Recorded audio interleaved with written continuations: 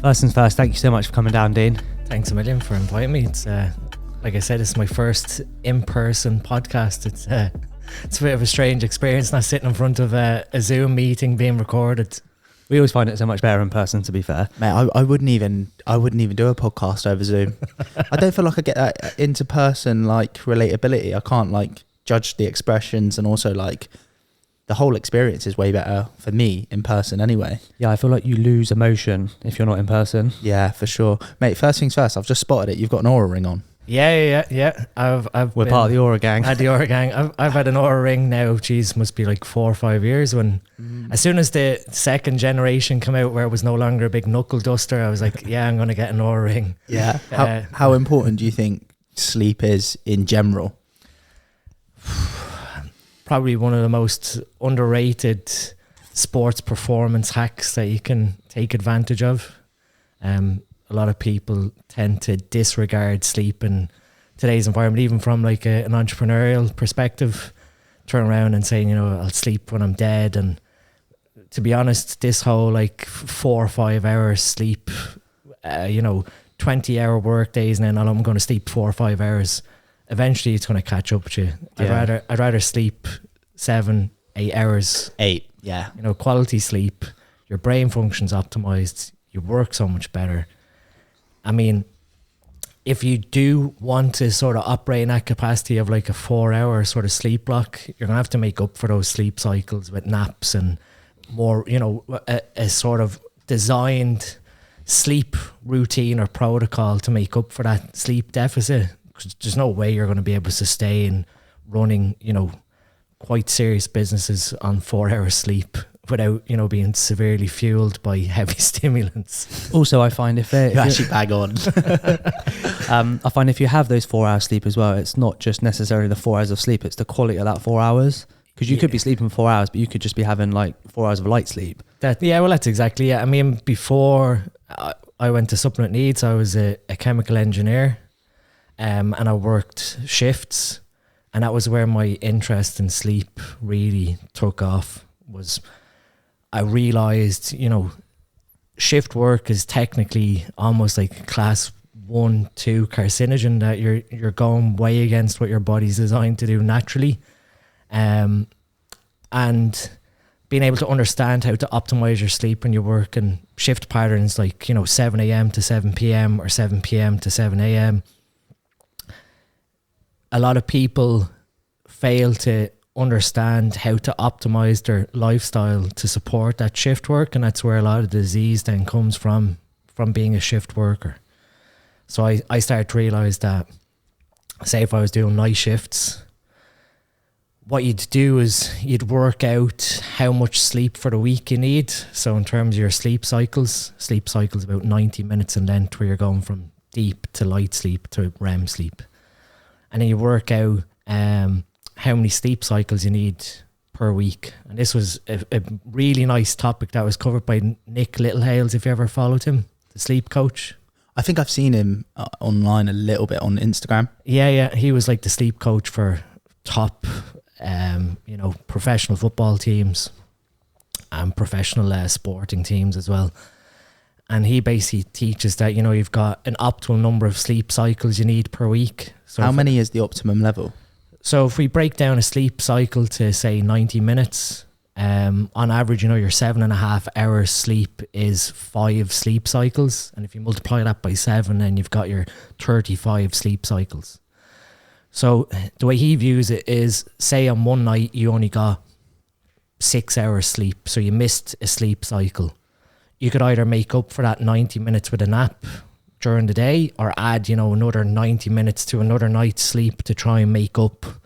Although you can't really make up for sleep deficits, it sort of takes some of the burden away from missing some sleep. It was really fascinating because it allowed me then to think of with shift, on the days when I'm starting night shift. So if I start and work at, 7 p.m, what I used to do was sleep in that day. So if I was starting on a Wednesday at 7 p.m, I'd deliberately go to bed a little later, say Tuesday night, and then I'd sleep in an extra maybe 3 hours. So I'm getting 2 sleep cycles. I'd get up, say, 10:30, 11 a.m., do some stuff about the house or do whatever errands, and then I go back to bed at 2 p.m. and sleep till 5, so another 2 sleep cycles. And so what I do then is on the days when you finish night shift, a lot of people, when they do night shift work, they'll get home from night shift, get into bed and basically just sleep all day, and you're sort of then stuck on this nocturnal mode. And it's very, okay, it's great if you're going to go out partying so you can stay up all night. But if you've got, you know, a girlfriend or you got family, you can't really afford to be stuck on night mode on your days off. So what I'd do there is, if I finish, say, on Saturday morning at 7 a.m, I'd strictly go to bed and sleep for 2 sleep cycles. So whenever I woke up naturally for the second time, I'd get up. And what I would then happen is when I go to bed, say that Saturday night, I'm tired then at a normal bedtime of like 8:30, 9 o'clock. You're a little bit groggy that day because you've obviously only got 3 hours sleep or 3.5 hours sleep. Yeah, that's a tough wake up. But you've made up for that deficit by sleeping in on the days when you're starting night shift. So you're adding those sleep cycles onto the week. So that was sort of where my interest with sleep came about. And then obviously that's where my exposure into formulating supplements came about, was with the sleep stack. The supplement needs sleep stack was the first sort of supplement I made for myself to support my sleep when I was working. I use shifts. it. Yeah. And basically I was competing as a bodybuilder when working shift patterns. So I realized then again, your sleep is so important. I mean, we can talk about it in a bit, but my job as a chemical engineer was very fast paced and very critical.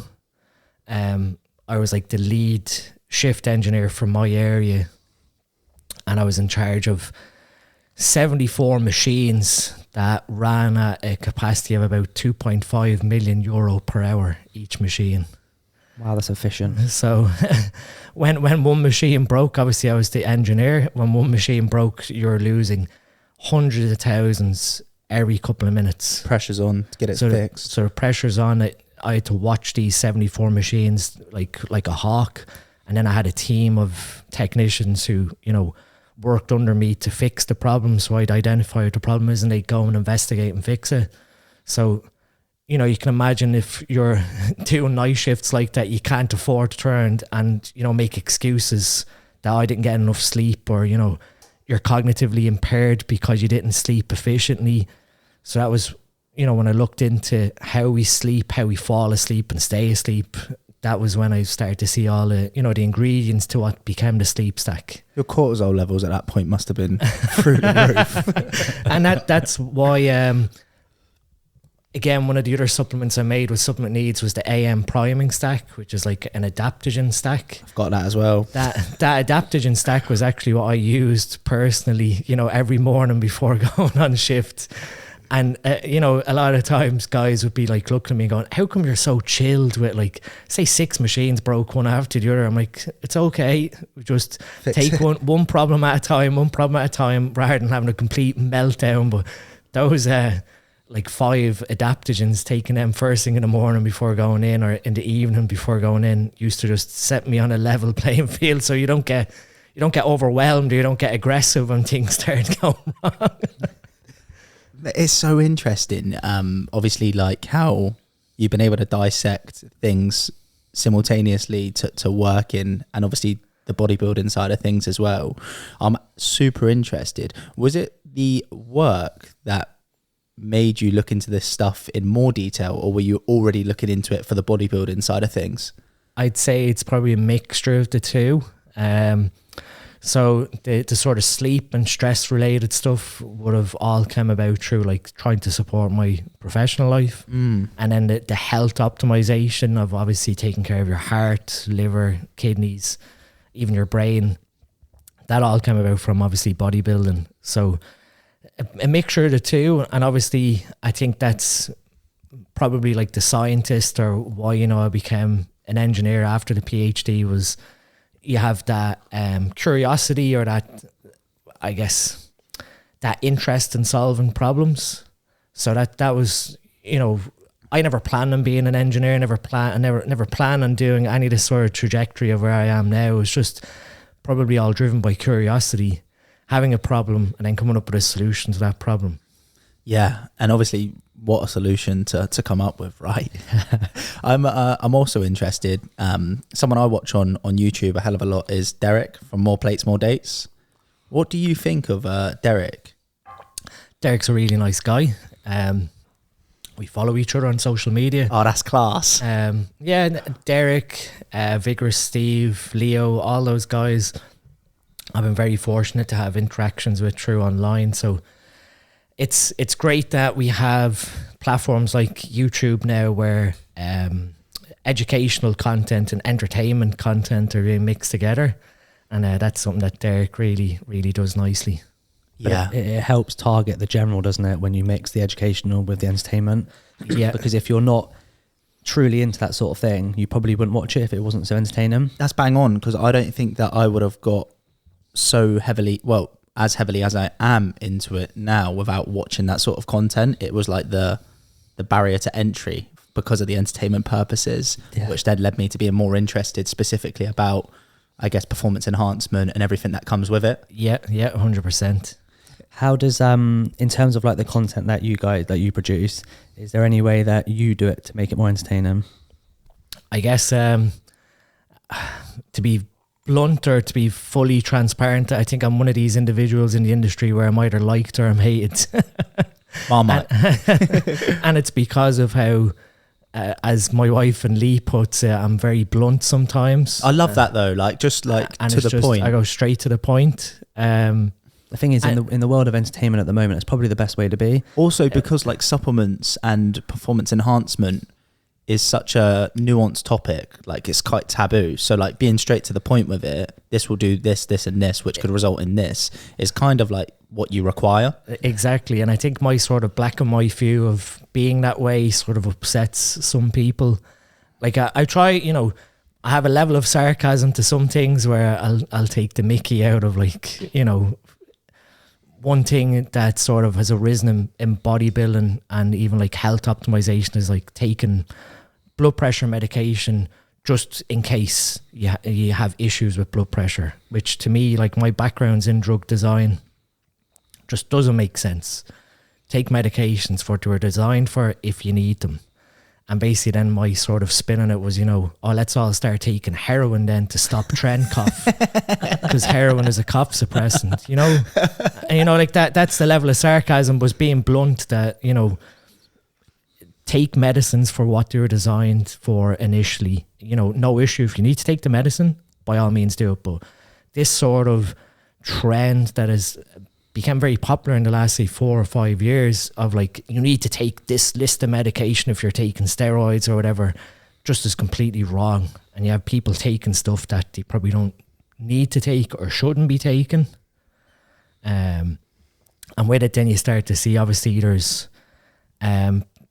sort of like confirmation bias or cognitive bias, where you end up with sort of camps where people have different levels of thinking. And I think with me, I sort of sit above it, where I don't fall into any camp. I don't have any unique selling point. I'm not trying to sell an idea to someone. I basically, like I say, I'm blunt. This is what happens if you do this. Follow the data. You know, you don't need to take this because it's a trend. If you need to take this medication, then make sure you have the need for it. Yeah, no, but like that's exactly how it should be, right? You shouldn't be taking stuff which isn't required to prevent something that might not happen. Exactly. It just sounds like silly when you put it like that. Obviously, look, there's a hell of a lot to the story. I'm super interested. Where did you grow up? So I grew up in Dublin. I'm the eldest of 2 boys. So I have a younger brother, Ashley, who's 7 years younger than me. My dad is Mauritian, so he was born in Mauritius. That's the same as my family. So, well, my dad was actually born in Zimbabwe, but all of my family live in Mauritius now. So I've got my aunties, my cousins. So we all go out there to see each other.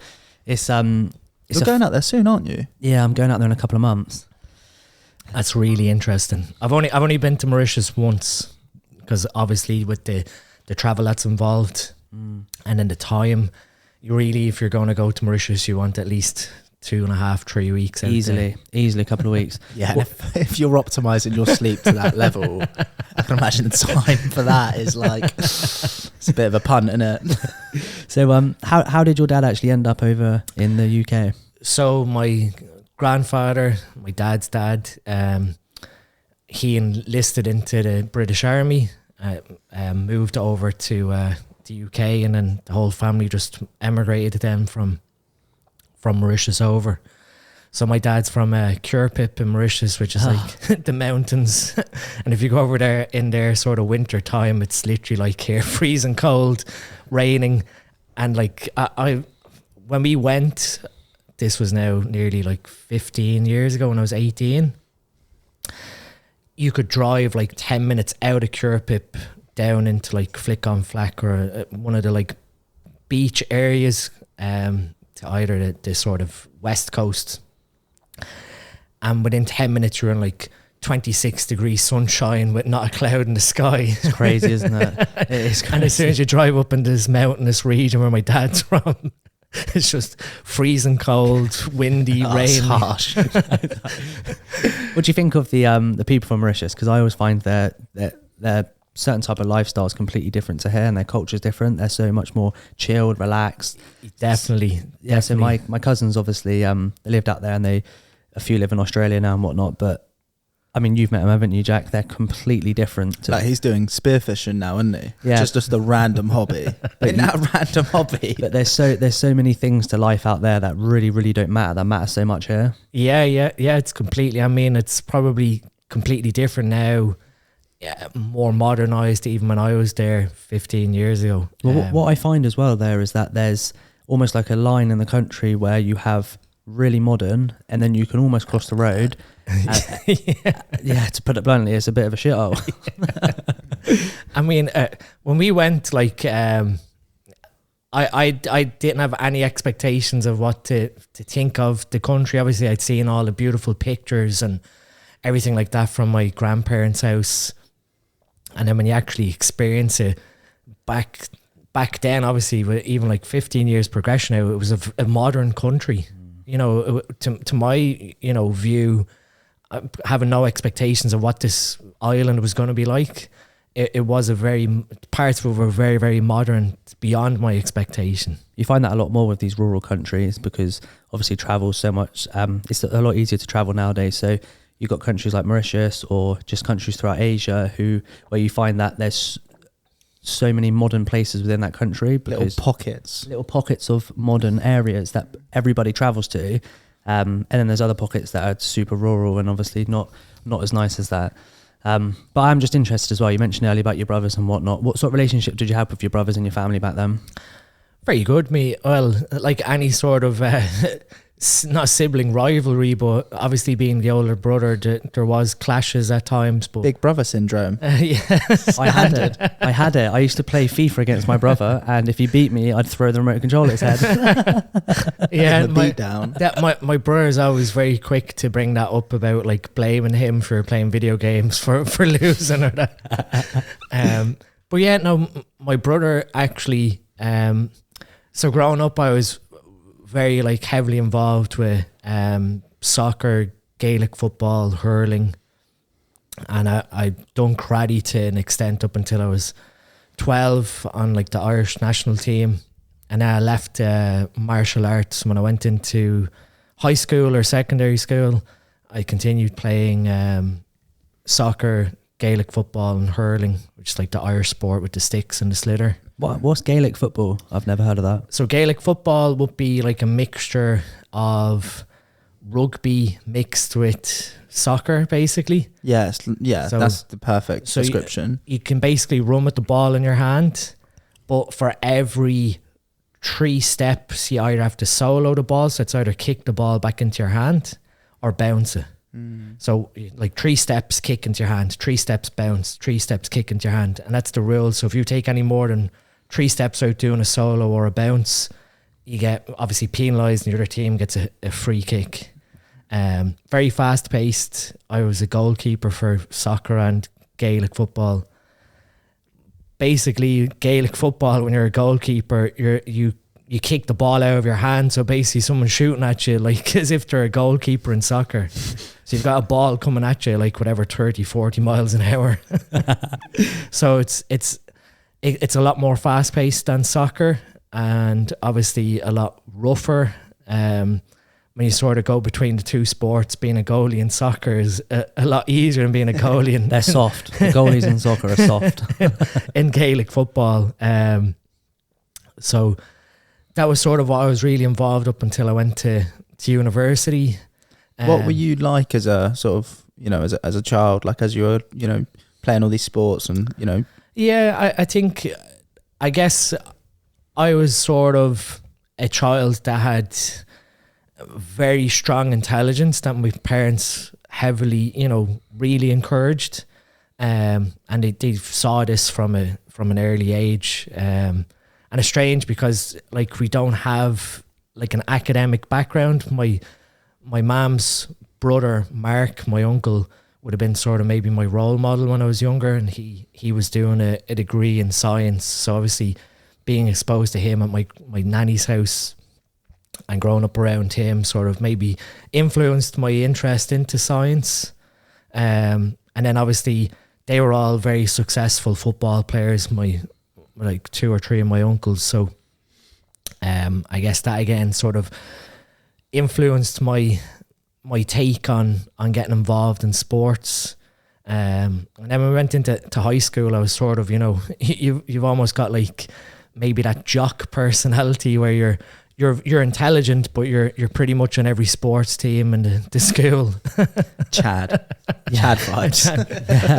I used to laugh because I was on the Gaelic team, the soccer team, badminton, basketball, anything that we could get into to play, but also we got off like classes to go and play matches. That used to be so fun. That was standard though, wasn't it? Don't you find as well that there's like a social structure at school, and if you're part of the sports team, you instantly climb it? Yeah. I mean, and it used to be good, obviously, because I was first choice goalkeeper for the Gaelic team from, you know, start of school to the end. So you sort of end up having that, I guess, status of being known. You know, you're like the goalie and he's like the superstar forward player or whatever. But it used to be great that you'd know you'd have classes in the morning, and then like if you had an away match, you'd go back in the afternoon for, you know, back at school for 1:30 after lunch, and then you're only in class for about half an hour, and then you're on a bus to some away match. So like you're going to see you later, enjoy the next 4 classes. Standard. So obviously, you know, you've got this super high interest in sports. You're academic at that point. When you go to university, what do you choose to study and why? So all throughout high school or secondary school, I had big ambitions of being a medical doctor. That was sort of, you know, everyone knew that was sort of what I was aspiring to be, was a medical doctor. And then sometime around the middle of my second last year of high school, secondary school, I became sort of alienated by the idea of being a medical doctor, more so because I started to realise the impact it has to your family and social life. That I figured, you know, the commitment that you make to medicine in terms of like 7 to 8 years study, and then obviously after that you've still got continuous professional development, you've got very long shift hours. You know, ironically, I've ticked off all these boxes as I went through my life beyond medicine, but I back then I just had this turning point where I felt, you know, I don't think I want to be a medical doctor. And at that point I was a little lost. How old were you? 16 and a half.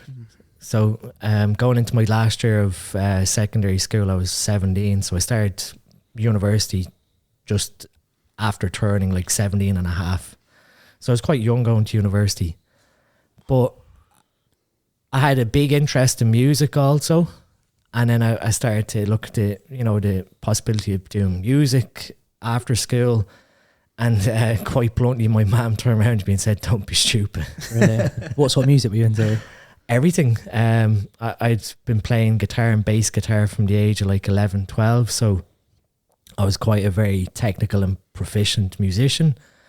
But But they basically said to me that, you know, what sort of career you're going to get out of music beyond being, you know, you might be successful and be a musician, but if you're not one of that sort of 1% that gets a lucky break, you're going to end up probably, you know, music teaching or something like that. That, you know, is that really what you want to do? And my parents basically said, you know, your sort of skill strength is within science. You know, how about, you know, considering doing something in science, and then, you know, once you've sort of got that security in science, then go do music if that's what you want to do. So they sort of baited me a little bit with, you know, don't commit yourself to music, think of something scientific, and after that, you know, you've got your sort of security, you've got a science degree or whatever, go and do music if that's what you want to do. So how did you take it though, if your parents telling you that you shouldn't really be doing that? So part of you wants to rebel, but the other side of me is sort of thinking, you know, yeah, they're actually completely 100% right. They're being reasonable, aren't they? Yeah, I mean, they're basically saying, you know, okay, we understand that that's what you want to do. And I mean, it's always been funny because this is a common theme with my parents, is that they underestimate what I'm sort of involved with. So back then, with all the sporting and that, I was playing with friends in a band. And we entered into like a battle of the bands, the four of us. And my parents, we used to practice in like the living room of one of my friend's house, the guitarist in the band. And our parents came to watch us at this battle of the bands. And we ended up winning it. And afterwards, my parents turned and said, we didn't actually realise you were that good. I'm like laughing at them. I'm like, what do you think we're just some like Mickey Mouse, like playing like nursery rhymes or whatever? Like, no, like really, that was like really we played Johnny Be Good, and Eamon, the lead guitarist, who was one of my childhood friends, just mind-blowing sort of like virtuistic guitar player at the age of 17. They were sort of like, wow, now we can sort of see the side to music, but, you know, we would prefer, you know, the whole science avenue. So Maynooth University is only about 15 minutes by train from my parents' house. So it literally meant that I could just get up in the morning, walk to the train station, take a train to Maynooth and have very little commute. It also meant I could stay at home and still live at home while going to university. What do you think it was about yourself at that age where you were able to like perform at a high level in anything you sort of put your mind to? And I'm not saying it like in a generalist viewpoint, but like there's like all those sports, you know, then there's the music, then there's the academic side of things. Do you think it was just natural, or?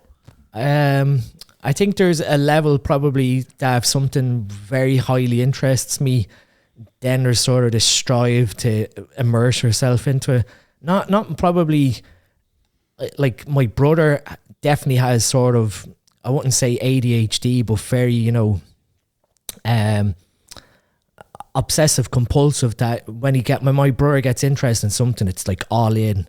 And like my brother won, aside to all this, when I got back into martial arts, my brother got into kickboxing at a young age, and he sort of pulled me back to martial arts at the age of 19. When he started to, you know, immerse himself into kickboxing, he won, I'm talking like tens of world championships. Like he was multiple world champion like 7 or 8 years in a row. And it just this obsession of wanting to be the best at kickboxing, that I think there's this common trait that probably is between me to him. Obviously, if he's watching me growing up and doing what I'm doing, that developing that obsession to be the best at what you're doing, if the interest is there. You know, the other side to my brother was academically, some subjects didn't really faze him, but if he took an interest in a subject, he was right up there at the top in the class. Whereas other things like, you know, maths or stuff like that, he had no real interest in. He just sort of fobbed it off. So I think that probably like a level of obsession to striving to wanting to be, you know, the best at whatever you're doing. Or probably more so, again, a level of personal pride that, you know, that was sort of instilled to me through even my grandparents, that, you know, if you're going to do something, do it with pride and do it for yourself, basically. Yeah, no, that makes sense. Cal, do you have that at all? Yeah, I find a lot of the time when I do get into something, I do really get involved in it. But sometimes I find it hard to actually get into that thing to start with, if that makes sense. Yep. So yeah, it's sort of like the barriers to entries to a lot of things sometimes it's quite hard to get through. But how hard is it when you have to do something and it's crap and you're not interested in it, but it's like a task and you've got to manage it? It's just, that's the worst. It's like impossible, isn't it? Like you've got to do it and you will do it, but like it's just the initial barrier to entry and also like the initial learning curve. It's just, it feels like a slog. Yeah, I know what you mean. I know exactly what you mean. Do you know what I mean? It's frustrating. Obviously, when you go to university, what do you decide to study then? So the University of Maynooth had just started a new degree in chemistry and pharmaceutical chemistry. So it was in pharmacology and drug design. My strengths at school were biology and chemistry. So I figured, okay, new course, it's all about drugs, how drugs are designed. It's only 15 minutes up the road. There were other courses. So basically in Ireland, how you go to university is a little different to England with your A-levels. Ireland operates on a points-based system. So for your leaving certificate to leave secondary school, you study 7 subjects and you're marked out of your best 6. And each grade from a D up to an A is worth so many points. Right. So if you get over 90% in a subject, you get an A1 and that's 100 points. So you can get a total of 600 points. But the point system in Ireland doesn't reflect how hard a subject at university is. It just reflects the popularity. So to do medicine, you needed 560 points. So you pretty much needed like straight A's to get into medicine.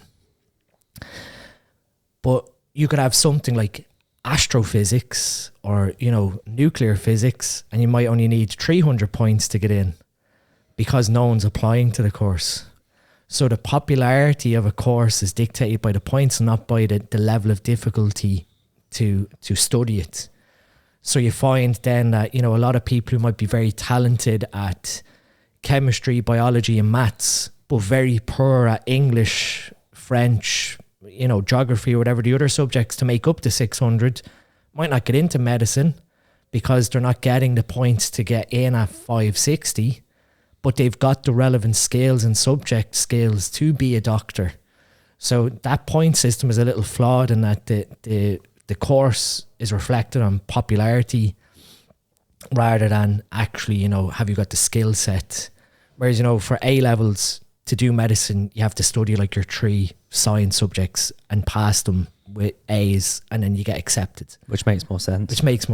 Way more sense. So the point system puts a lot of secondary school students in Ireland under a lot of pressure. You've got 7 subjects that you've basically got to master in the space of 2 years. So that navigating that transition from, you know, early secondary school life into this sort of, you've got 2 years and you've got to master these subjects if you want to go on and do like very technical subjects. But for me, my course, because it was new, the popularity was low, so the points to entry were low. I think you only needed 300 points. And that was sort of probably where, when I decided to move away from chemistry or medicine, my sort of probably commitment to studying and whatever to sort of be that straight A student to get into medicine sort of probably fell away a little bit in the final year of school, because I realised, okay, to get into this chemistry course, I only need 300 points. And that's, you know, how I'm performing now is very relatively achievable. And so I probably slacked a little bit in that final year of secondary school based on the fact that the goal shifted from having to be this really high achiever academically to get into medicine to, all right, I only need 300 points, so I only need like 4 or 5 C's to get the points to get into that course. But like I said, the points don't reflect the difficulty of the course, so you can have like super difficult subjects at university that have low points because no one's entering. It does sound a bit flawed, that system. It is. It's a very flawed system. And I mean, it's, like I said, it's unfortunate because you could have someone who's a very gifted scientist at school that would be an excellent medical doctor, but just doesn't have the academic skill to like master, you know, a foreign language or a history or geography in order to get the points to get in. Yeah, that sounds stupid, to be fair. Is this where your love for pharmacology began then? Yeah, so moving into university, we started to branch. So your sort of first 2 years of my degree were like general science. You were following just a general science trajectory. We had the same sort of subjects as a general science degree. And then in your third year, we started to take on modules away from general science and like neuropharmacology, immunology based subjects. So you're sort of looking at how drugs were being developed and designed. And this sort of, I started to realize, you know, at that point, okay, medicines play a big impact to society, but how we view them as scientists is ultimately that a drug basically treats a symptom of a disease without actually ever targeting the disease directly. So how we sort of view things as scientists, we are always trying to get to that root cause, but how a lot of research is sort of pushed, even in the pharmaceutical industry, is alleviating a symptom so that that person doesn't suffer with that symptom, but the underlying disease is still prevalent. You're never really going straight to the disease route. And that was one of the things that sort of made me not go into drug development after the PhD. So again, with university and doing the degree in pharmacology, I was working part-time in a Boots pharmacy as a pharmacy dispenser, so reading prescriptions and filling prescriptions. And at the time, two of the pharmacists were trying to convince me to leave my degree when it was finished and go and do pharmacy, so spend another 4 years. But the sort of lifestyle of a pharmacist and the day-to-day running was just a little mundane for me. You know, they were on great money, but it was the same routine every day, same interaction. I was sort of thinking, okay, I don't want to do this. It's big interest in medicines, but again, being in that sort of structured role of a pharmacist and what they're doing daily was just a bit monotonous. There was no real change. You're filling the same prescriptions, same patients, same interactions. So when it did come to the final year of my degree, I was a little lost in that I didn't really know what I wanted to do. I'd sort of got to the final year of college. I was playing in a relatively successful band through college with 3 other guys, and we were playing, you know, pretty much all over Dublin, playing a lot of the college circuit. But were you also playing sports at this time still? So I was bodybuilding at the time. I was kickboxing actually. So I was juggling college, kickboxing and playing in the band. So there was a couple of clashes there sometimes between kickboxing and playing in the band. But when it came to the final year of the degree, I focused on my studies then sort of for the second half of the year. And then the following year, the drummer had his final year of college. So our sort of schedules all got mixed up in that way. So at that point, a couple of us were all sort of banking in on taking this band to the next level. But I realised then, okay, where am I going after this degree? So am I going to get a job? And at the time, this was 2008, so the economy had sort of flipped and there was no real science jobs. And on the other side, I was thinking, all right, do I really want to commit financially to going and doing, you know, pharmacy as a degree for another 4 years? And so I started looking at the opportunity of doing a PhD, and then looking at, you can get scholarships and funding to do a PhD. So basically it becomes your job. So I went and I spoke to who became my supervisor, Dr. John Stevens, and he showed me a project that he worked on when he was a student. And it was developing these like fluorescent molecules that glow, and basically to take that project on board to progress it forward so you could use it for fluorescent diagnostics. So you could put it into someone's body and it would make like a tumor cell glow green. Wow. And so you could take that out through surgery. So he put that forward to me and I said, that looks amazing. So we put in the applications there was a an Irish Research Council scholarship that they only gave away to, I think, 80 people. And this was based on your grades and your personal statement of, you know, why you should get this grant, and then 2 professional references from, say, 2 academic people who lectured you, who knew you personally. So we put in the application for that grant, and we also put in the application for, there was a university-based scholarship for 4 years to do a PhD under the university as well. And the first round of results for that Irish Research Council scholarship came out, and I didn't get it. And now bear in mind, I'd been top of the university every year up until this final year in chemistry. That was sort of like a shock of, like, you know, there was people around me that were probably a little jealous or whatever, rivalry, and they're sort of like going, oh, Dean didn't get it, but I got it.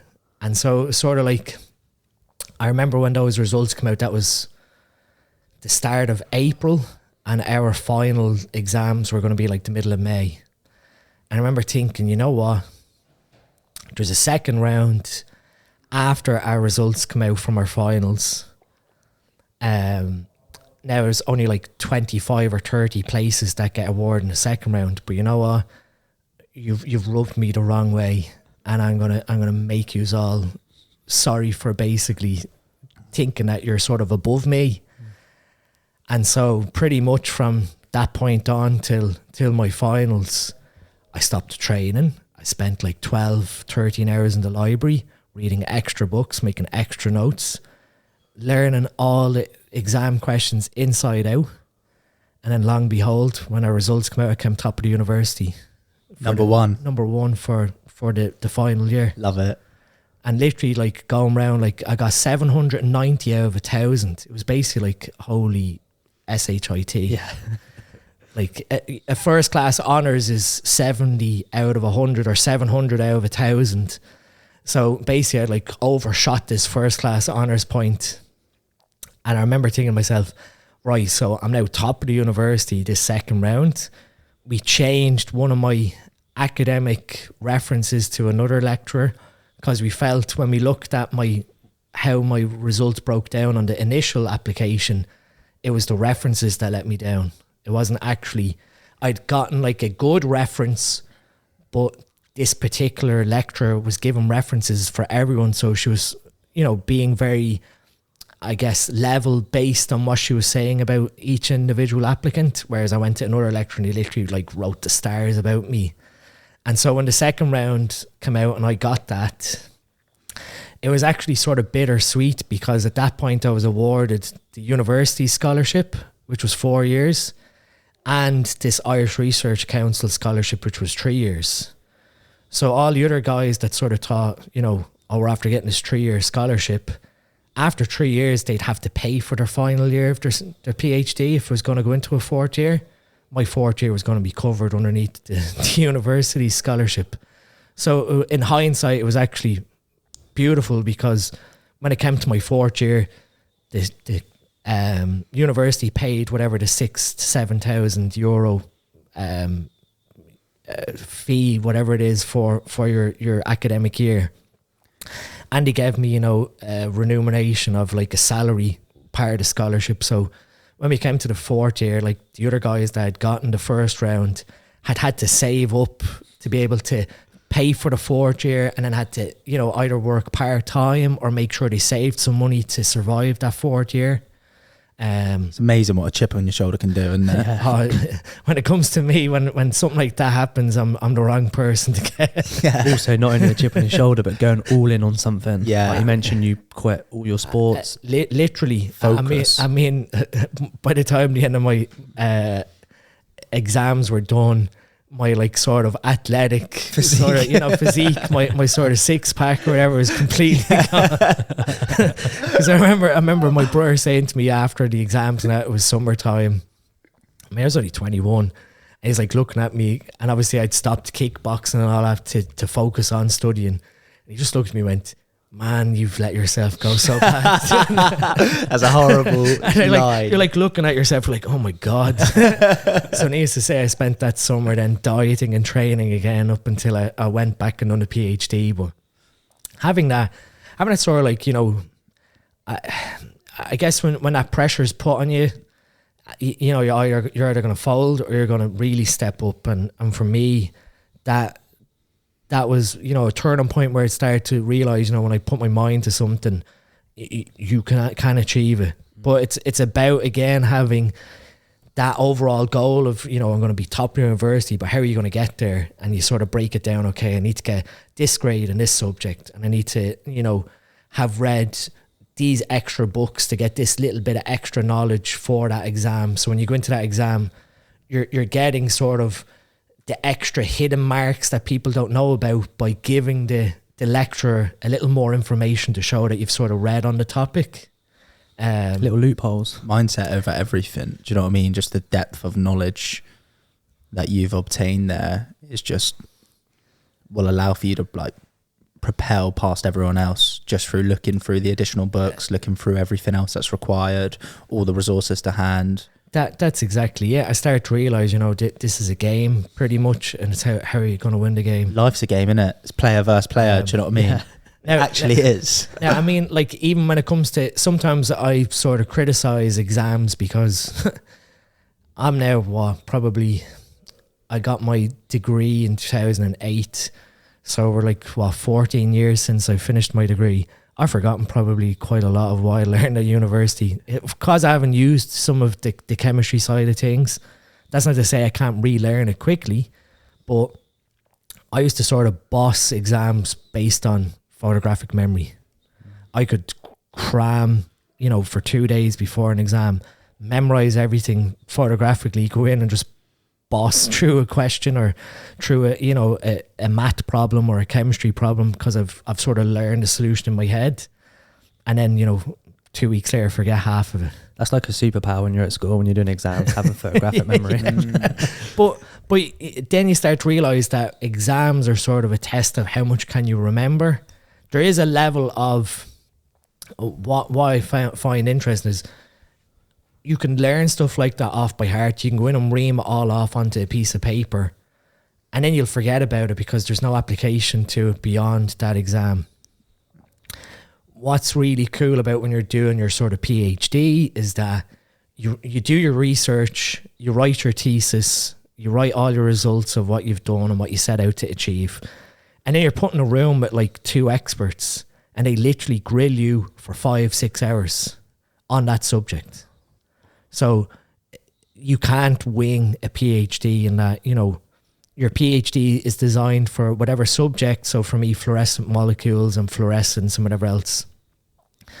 By the end of the 4 years of the PhD, I was supposed to be the expert in my field, in my subject, in my fluorescence, in my like chemistry synthesis. And here's 2 other experts that will see through your BS. If you don't understand what you've studied for the last 4 years, they will tear you apart. And so you start to realize that from a academic perspective, you'll have very gifted people, you know, who will be like me, that have great photographic memories, ace all their exams, and you put them in a real life setting and they can't apply half of what they've learned. And I guess what really came out of that then was, with the PhD, was problem solving. And that's sort of like I said at the start, the whole engineering aspect. When I finished my PhD, I was given a talk on my research in Trinity College in Dublin. And I was, I think, about 2 months away from doing the PhD exam. And there was a guy giving a talk from Intel, so who make the computer chips. And literally, again, just sort of like when I finished my degree, I had no sort of plan on what to do after the PhD. I knew, okay, I didn't want to go into research because you're just constantly chasing after grants to keep you in research. It wasn't like you were getting a salary. You're looking for a research grant from one of like the research bodies in Ireland, and they'd give you, 100 grand for 3 years, pay for your research and take a salary out of it. And I figured, I was 24, 25 at the time. this life of constantly chasing every 2 or 3 years for money to keep you in a job, it's not very stable. So I just went up to this guy and said to him, like, how would you get a job in Intel? His talk was really fascinating. Intel was building this new factory. It was only 10 minutes down the road from Maynooth University. So again, lazily, like when I went to university, I could literally drive 10 minutes to Intel's factory from my parents. And he just said to me, you know what? Send me your CV and I'll put it into the system. And a week later, I got an interview with Intel to be an engineer. And the interview at Intel was interesting because you have one side that's sort of like your personality. So you're being questioned on, you know, what are your hobbies? What do? What do you like to do for fun? And then you have another sort of manager interviewing you on your technical capabilities. Now, bearing in mind my background was in chemistry, this was sort of like mechanical engineering, physics, all electronics, all this sort of stuff. But I remember in the interview, Dave, the guy who interviewed me, was to become the sort of like head manager of my department. So he sort of drew up on the board this sort of schematic of like a stage that moves up and down. And he basically said to me, oh, this stage and this machine has stopped working. It's stuck. It's your job to figure out how to fix the stage of how it moves up and down the machine. And so I sat back and I said to him, how does it work? Like, can you physically see it? He's like, yeah, you can look into like a little window and you can see the stage and you can see that it's stuck. I was like, okay, so you know, it's not like a computer telling you a false signal that it's stuck, but it's not actually stuck. He said, yeah, no, correct. You can see it's physically stuck and you're giving it the command to move and it's not moving on the computer. So he said, you know that it is stuck. I said, well, okay. I said to him, well, it's supplied by like a pneumatic line. So that would be the first place to see, is there a pneumatic leak? And he goes, yeah, absolutely. He goes, and you found that one of the pneumatic lines kinked. You unresolve it and the stage is now moving. And he said to me, you know what, Dean, the amount of people that come into me and BS me with like technical approaches of, oh, we'd have to figure out the force and we'd have to figure out all this. Really, he said, you just come in with the most simple solution. The stage operates off air. Is the air working? He said, you actually even thought, you know, is it like a computer fault? And he said, you know, we're here to hire people that think like you, that go to the very simplest solution and then have the capability to build on that problem solving.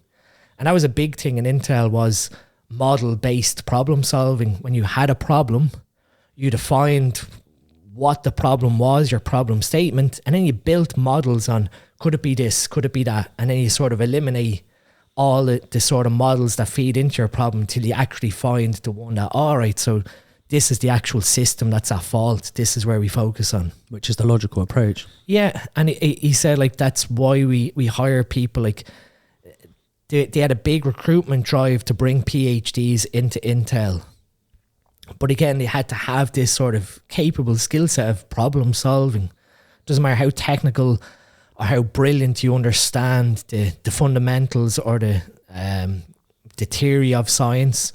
If you can't think simply, then you're not really much use to an organization like that. I mean, I laughed because then obviously as I was training, these were machines that I had nothing or no experience about. My area was plasma etching, so it uses like high pressured gas to basically draw a pattern onto the computer chip.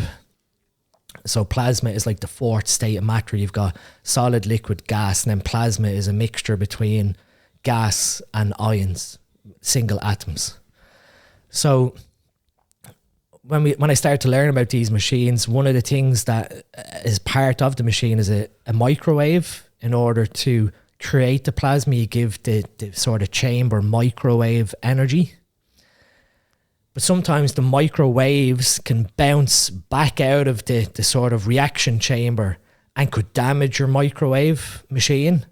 So you basically had these tuners that tuned the microwaves to make sure they all flowed in one direction. sometimes these tuners went a bit funny, and you would get some microwaves bouncing back and the machine would shut down. Now, the microwave tuner is made up of 3 stubs, and it operates off like really intensive calculations of like wave angles and waveforms and all these sort of stuff that, again, was sort of over my head. The stubs had a position from 0 to 25, and they'd move between 0 and 25, whatever the step was, in order to do like the calculation to tune out that microwave energy. So when the microwave tuner went wrong, you could go and you could probably look at all the technical calculations of why did stub 1 not work and stub 3 worked. Simplest thing to do when you got a problem like that, you turned off the auto tuner, left it for 10 seconds and turned it back on again. Old school approach. Mate, it works though, doesn't it? And what that does is it puts the tuner stubs back to their default position of where they'd been programmed from a manufacturing perspective, and you just run the machine again. How weird is it that just turning it off and on is usually the answer? I do it with everything. Same. And it's not, like, most of the time it works. It's fine. This used to be funny because you get new technicians join the company, and say that problem did happen, you tell them, oh, you just need to go down to the machine, big green button, just push it in, turn it off, leave for 10 seconds, push it back on, get the machine run again. Is that it? They're probably just a reset though, isn't it? Yeah. They're probably sat there waiting for this massive technical explanation of what to do. And you're like, just turn it off and on. And that was, again, with Intel, you start to realize, often when you have a problem, the most simplest approach is going to be always your first way of approaching a problem. And then from there, get very technical. But the thing is, like, in reality, that should be the approach to any problem, right? Yeah. Just look for the simplest answer, the simplest solution. And then work from that. Yeah, but that simple solution in itself might be enough to fix the problem. Yeah. Do you know what I mean? If you start from there, that's your base level. Then you can build on it if it's required, but it might not be required. Yeah. Just turn it off and on. Do you know what I mean? I'm interested, whilst you're at Intel, are you bodybuilding at this time? Yeah, so I'm competing in sort of national level Irish bodybuilding. So tell us about that, because obviously from our perspective today, mate, you're in great shape, but where did that begin? After kickboxing? Is it when you first started banging the weights? Yeah, so kickboxing, my brother sort of dragged me back into kickboxing when I was at university. When I went to university, I got very lazy in the first year, primarily because I tore the ligaments in my knee doing a kick out. So that sort of put a halt to soccer and Gaelic football and all that for my sort of first year of university. And then working part-time at the weekends was making it very difficult to be able to play football matches. So actually sort of convinced me into going to kickboxing, with having done martial arts as a kid. And about sort of 4 or 5 months into being back at kickboxing, I had this bad accident at training where we were practicing like jump spinning kicks. Jumped up, hit the pad, and then as I came down, my right foot just went out to the side, and basically I thought nothing of it. I thought I just sprained my ankle. I thought, okay, yeah, my ankle is a bit like dodgy and numb, but hopefully it'll be all right because I can walk on it. So I tried to go training with that. Say that was like November time. Tried to train up until like March, and just my ankle just was not getting better. I was going to weekly physio sessions, and the physio eventually just said, okay, I think we need orthopedic referral here to see, what's gone wrong with your foot, because it's not getting better. So went to the orthopedic surgeon, and basically he wanted to do an MRI, and I was adamant that, no, go in and investigate what's going on. And he said, okay, well, we'll do an MRI just as a baseline to have with the surgery, but we'll go in and do keyhole surgery on your ankle.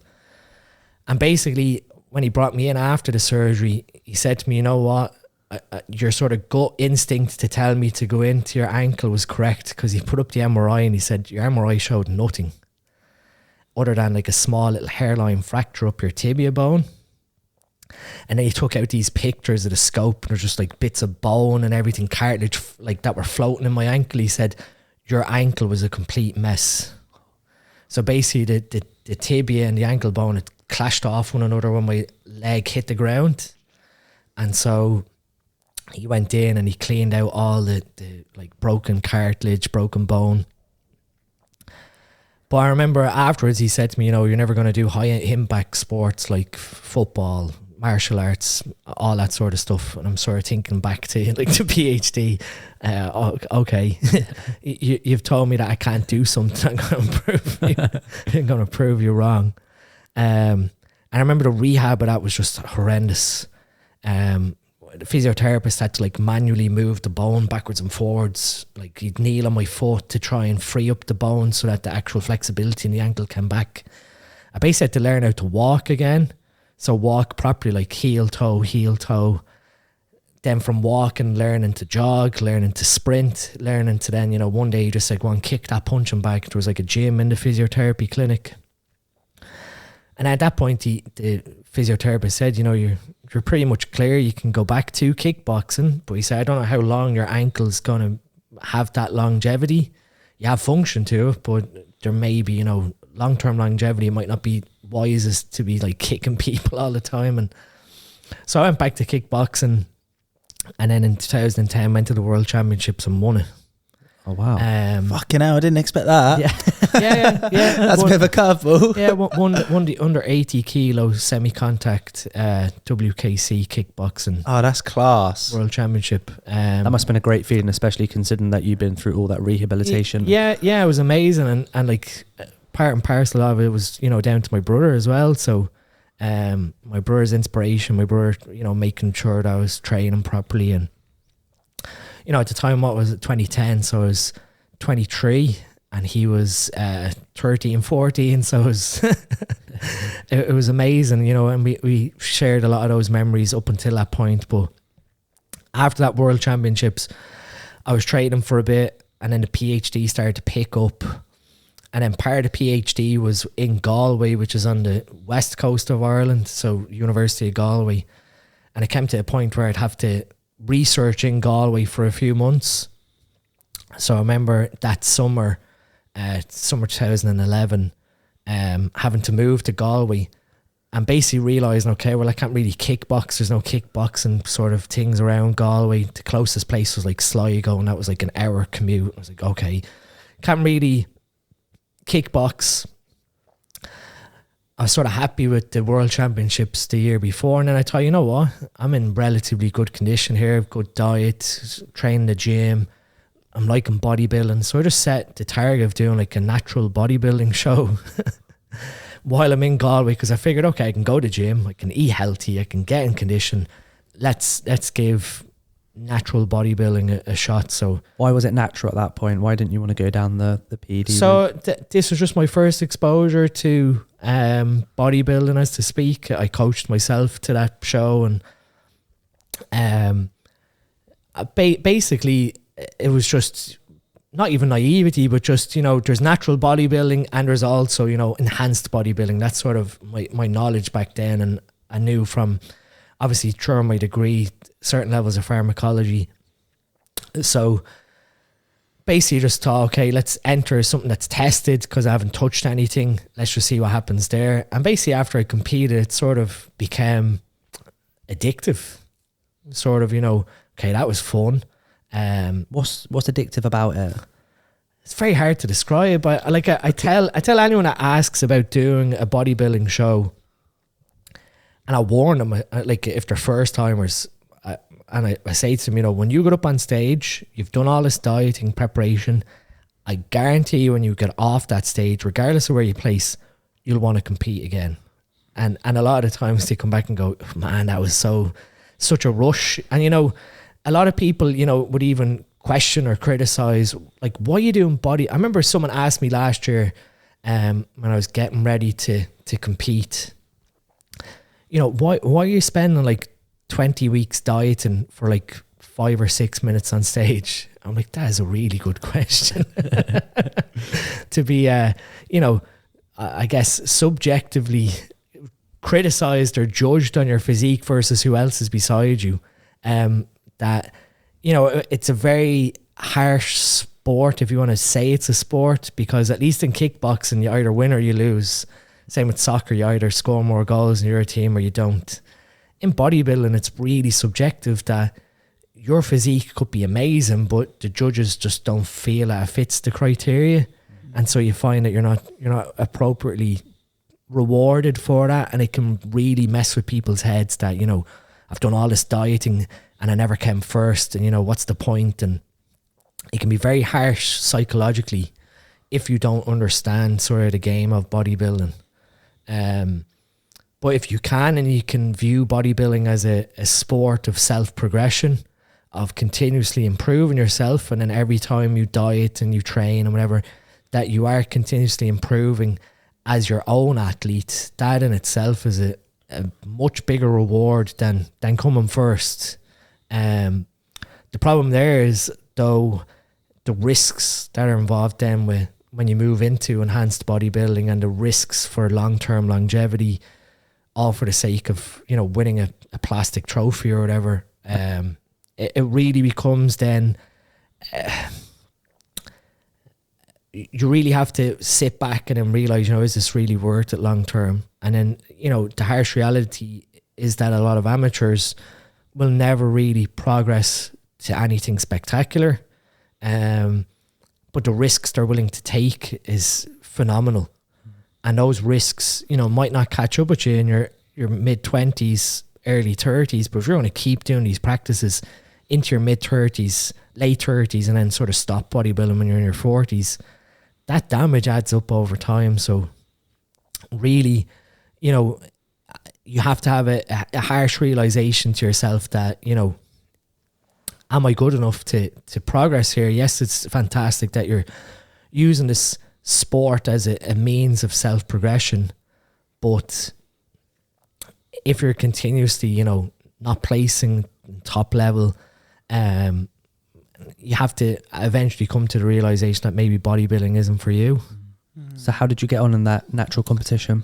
So I came fourth, which was technically last, but I was stubborn because that show, that BNBF show, had like a first timers category, like a novice category, and I just thought, you know what, I'm going to hop into lightweight, which is like, it was under 75 kilos that day.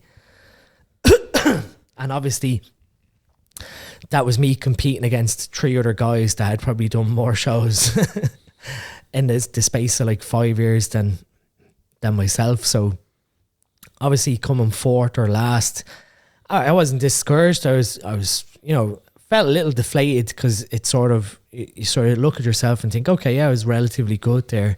But then you actually look at the pictures, you go, okay, yeah, out of 4, I was sort of the worst person out of the 4.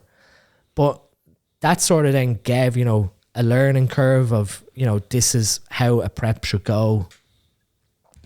Or, I guess, what can you take from that prep for the future prep to continue on?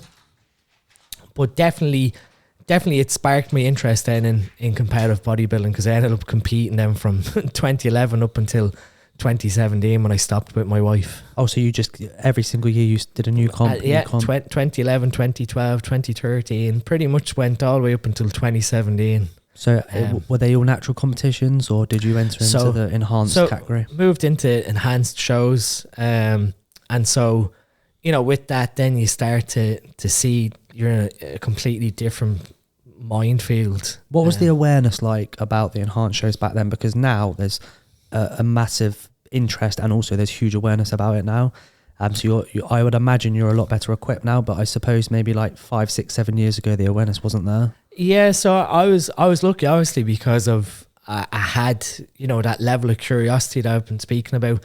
So when you sort of move into that realm, you start to see, you know, what practices are happening. And I remember reading like stuff online and thinking, oh my God, what's being said here is just completely far-fetched or just beyond science.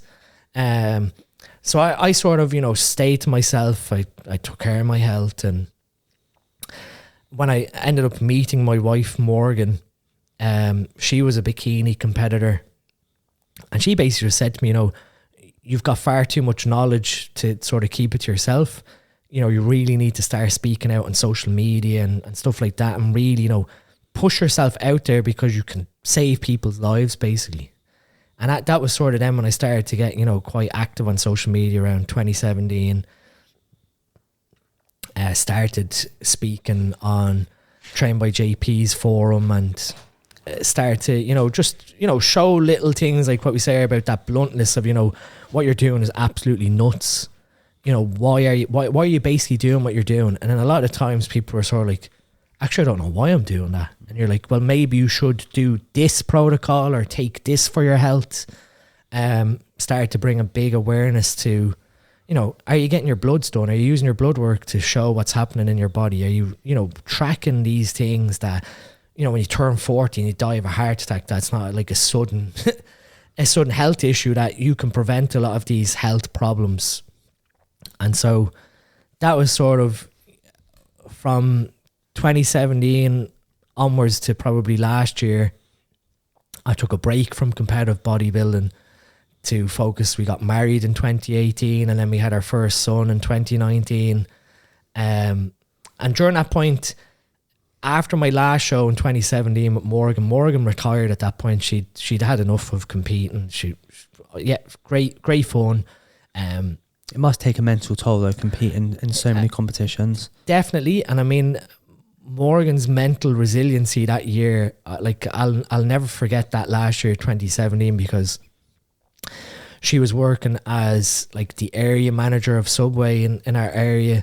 So she was like doing a lot of like extra work. She was getting up in the morning at 5 to do an hour of cardio, then going into Subway in the morning time, having to deal with all the smells of like bacon cookies and bread. I didn't even think about that. That would be the worst. That in itself is torture.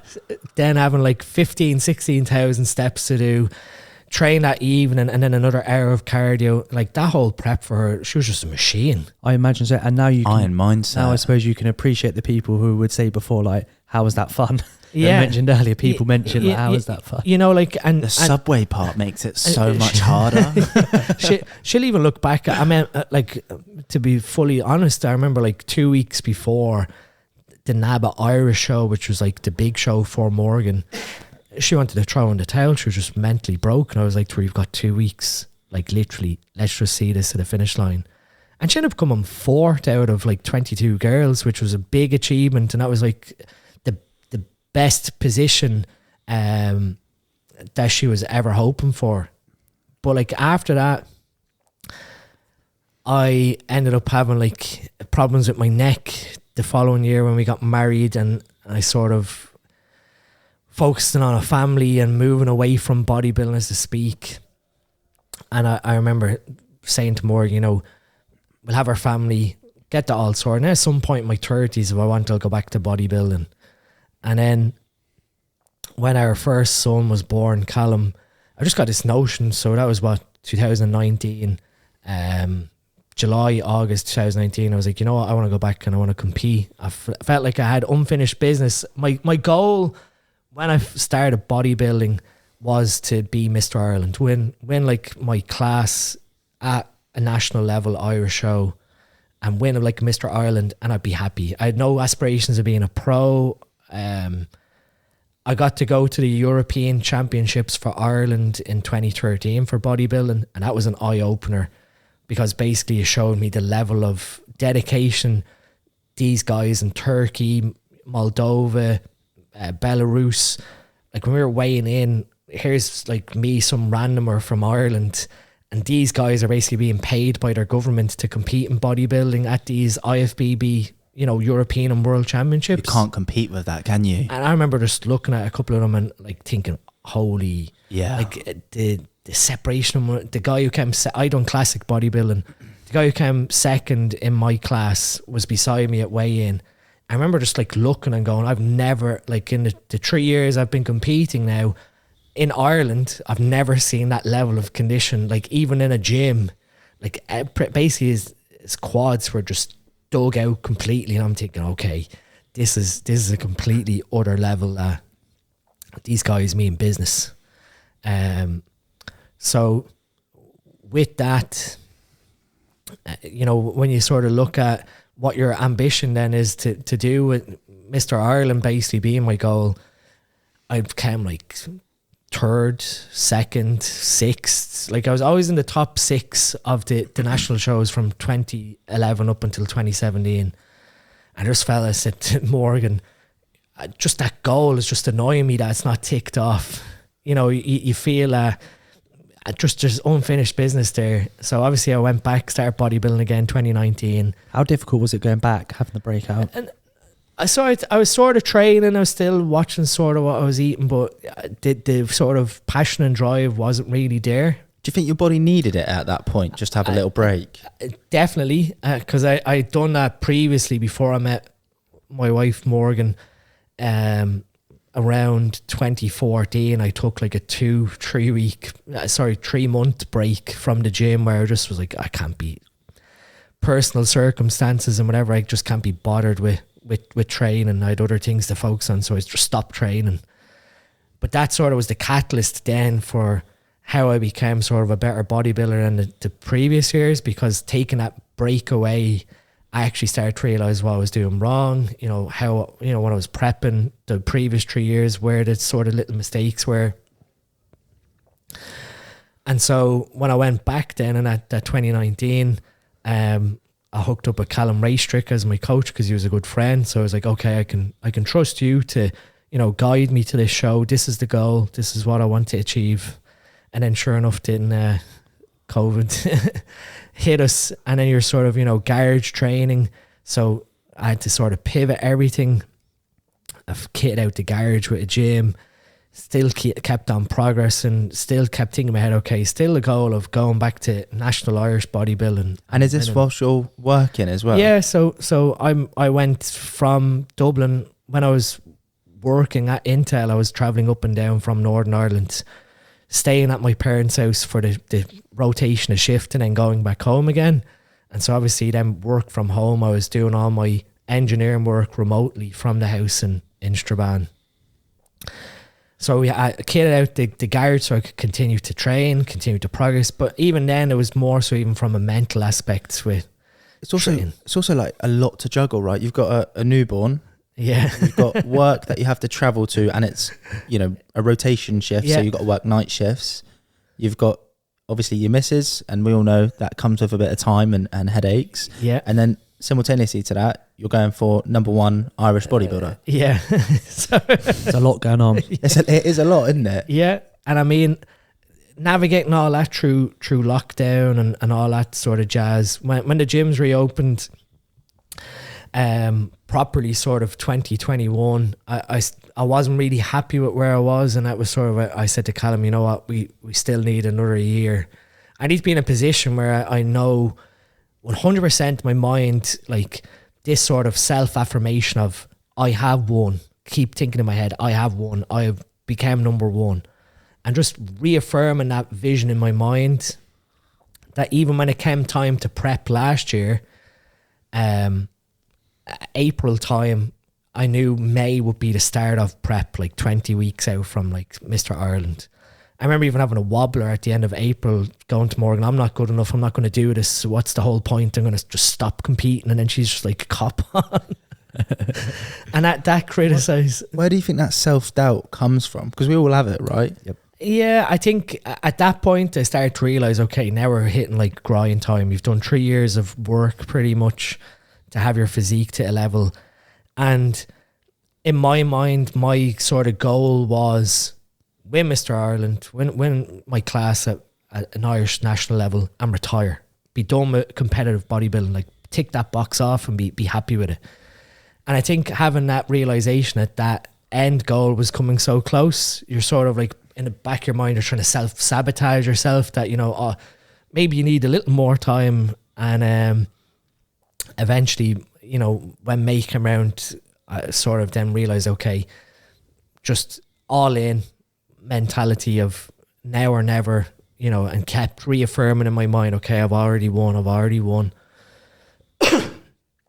And so last year's bodybuilding prep, if I could replicate what I done last year in my younger years, my God, my bodybuilding journey would be completely different. But that's standard. What you don't know, right? Exactly. I mean, my philosophy So basically I had a shoulder injury, and Aaron Casely, Mofo Body Mechanic on Instagram, he's one of the educators on supplement needs education. We were at an expo, and I was said to him all about my left shoulder hurt me. And he basically just looked at me and then went, were you a goalkeeper when you were growing up? I said to him, yeah. And he goes, yeah, because you've got like, it looks like, and he put his finger on my top of my shoulder, goes, yeah, you've got calcification on your AC joint. Just straight away. Yeah. Straight away. And he said to me, you know, at some point you've fallen on your shoulder, you know, either diving or that, and the joint is calcified to protect itself. Put a plan in place to rehab it, completely restructured my training. And basically when it came to like the final off season before last year's prep, Aaron basically sent me through this program, which was like 4 days training, and a lot of it was like reps and reserve based training, like or rate of perceived exertion for anyone that's listening, where basically 3 reps in reserve means that you're going to take, say, a weight that you could lift 12 times to failure, but you're going to stop at rep 8. So your sort of work rate feels like you're not doing a lot, because you're never going to the point of, oh, I'm having to push through this final rep, or you're screaming to get that last rep out. But how we're going to achieve the stimulus for the muscles to grow is through volume. So rather than taking things to pure mechanical failure where you can't lift anymore, where you're causing a lot of nervous system fatigue, where your nervous system's getting tired from that work, rather than muscular fatigue, we're going to make your muscles tired by making it do more work at lower intensity. And so when prep came around, again, I was training 4 days. I was doing Monday, Tuesday, off fully Wednesday, Thursday, Friday, Saturday, off Sunday. So immediately I'm thinking, okay, previous preps were either 5 or 6 days training, and it was just all like balls to the walls. You know, every set's to failure, continuously trying to beat the logbook of, you know, add extra weight or add extra reps, otherwise you're not training hard enough. Callum had my nutrition set. And basically as the prep went on, I ended up at like only 5 30-minute cardio sessions, which was on the cross trainer in the garage in the morning. So I used to get up in the morning when the boys were in bed, do my cardio, they'd wake up, come down, have breakfast. And then my like sort of daily step count went anywhere from 10,000 steps up to like maybe a peak of 14 or 15,000 towards the very end of the prep. So they'd have breakfast, and I'd take the 2 boys out on a walk, you know, an hour and a half, 2 hour walk in the morning time before work started. And on top of that, then the 4 days training where nothing was really to muscular failure, my nervous system was just immaculate. I remember like we got to the end of the prep when the show season was going to start, and I'd committed quite crazily to like 6 shows in 8 weeks. So pretty much a show every week with a 2-week break in the middle. So the first 2 shows were sort of like going to be the warm-up shows to sort of get some confidence on being on stage again. And then the 3rd show would be like PCA Mr. Ireland. That was like the target show. And I remember like when we got to the end and the show season was starting with the first show in Manchester, I remember like turning around to Aaron and saying like, this prep feels like I've cheated. Like I was literally like, I was down at 4.3% body fat. Like literally there was no fat left in me. And I said to him, like, I can see how, you know, shredded I am or how low in body fat I am, but I've no issues with hunger. So my calories stayed at like, my training day calories were just under 3,000, and my rest day was like 2,400. So there's no appetite issues. I was on quite a lot of food compared to like other preps would be down at like 70 and 100 calories and a ton of cardio. And this was sort of like, we had stopped cardio, like the 30-minute cardio on the cross trainer. We'd stopped that like 2 weeks before that first show. So at this point, I only had to do like 10,000 steps a day, get up in the morning, walk for an hour and a half, and then wouldn't have to move if I didn't want to move. How unconventional is that plan that you were doing then in terms of what the majority do? So normally with the majority, you're like training all out intensity 5 days a week. Your nervous system is an absolute wreck. What does that actually mean? So I was going to ask that, but like, what does your nervous system was immaculate? What does that feel like? So you've got two branches to your nervous system. You've got the sympathetic nervous system and you've got the parasympathetic nervous system. Your sympathetic nervous system is your sort of fight or flight, which is all like cortisol and adrenaline fueled. So that's when you're in like really heightened state of awareness. And then your parasympathetic nervous system is when you're in like rest and digest, where you're sort of calm, your body's at rest, it's doing all the recuperative processes to make your body, you know, regenerate itself. When you train at like really high intensities and you don't give your body enough adequate rest or adequate stimulus, you're constantly lifting heavy weights, you're constantly causing muscular damage, muscular fatigue. The nervous system stays heightened to try and compensate for that. And is lower recovery. Does that result in people feeling like uncentered, unbalanced, anxious and stuff like that? So your sleep suffers. You don't have good sleep on prep, which is a big thing. You're constantly hungry because you've induced so much damage to the nervous system that the body's looking for a lot of nutrition to recover. So if you have this mentality that you have to drive yourself into the ground, you're causing issues then with your hunger. So you're constantly hungry and irritated. Your sleep is suffering because your nervous system is just constantly like wired to the tilt. You've got obviously all the stimulants that you're taking as fat loss agents that again ramps up your nervous system. The PEDs, do they have an effect as well? They do, yeah. They have an increase towards anxiety, and obviously certain things like trenbolone plays into your neurocognition, can upset your sleep balance. So again, you're getting poor sleep. I mean, I was sleeping like 7-8 hours undisturbed. Aside from having the 2 kids, my sleep never suffered on this prep at all. Like, I can't remember a single night where I had to wake up in the middle of the night going, oh jeez, I'm so hungry, or oh, I can't sleep, so I'm going to get up and start doing steps or walking around to just get rid of some energy to help me fall asleep again. Why don't bodybuilders just train like that?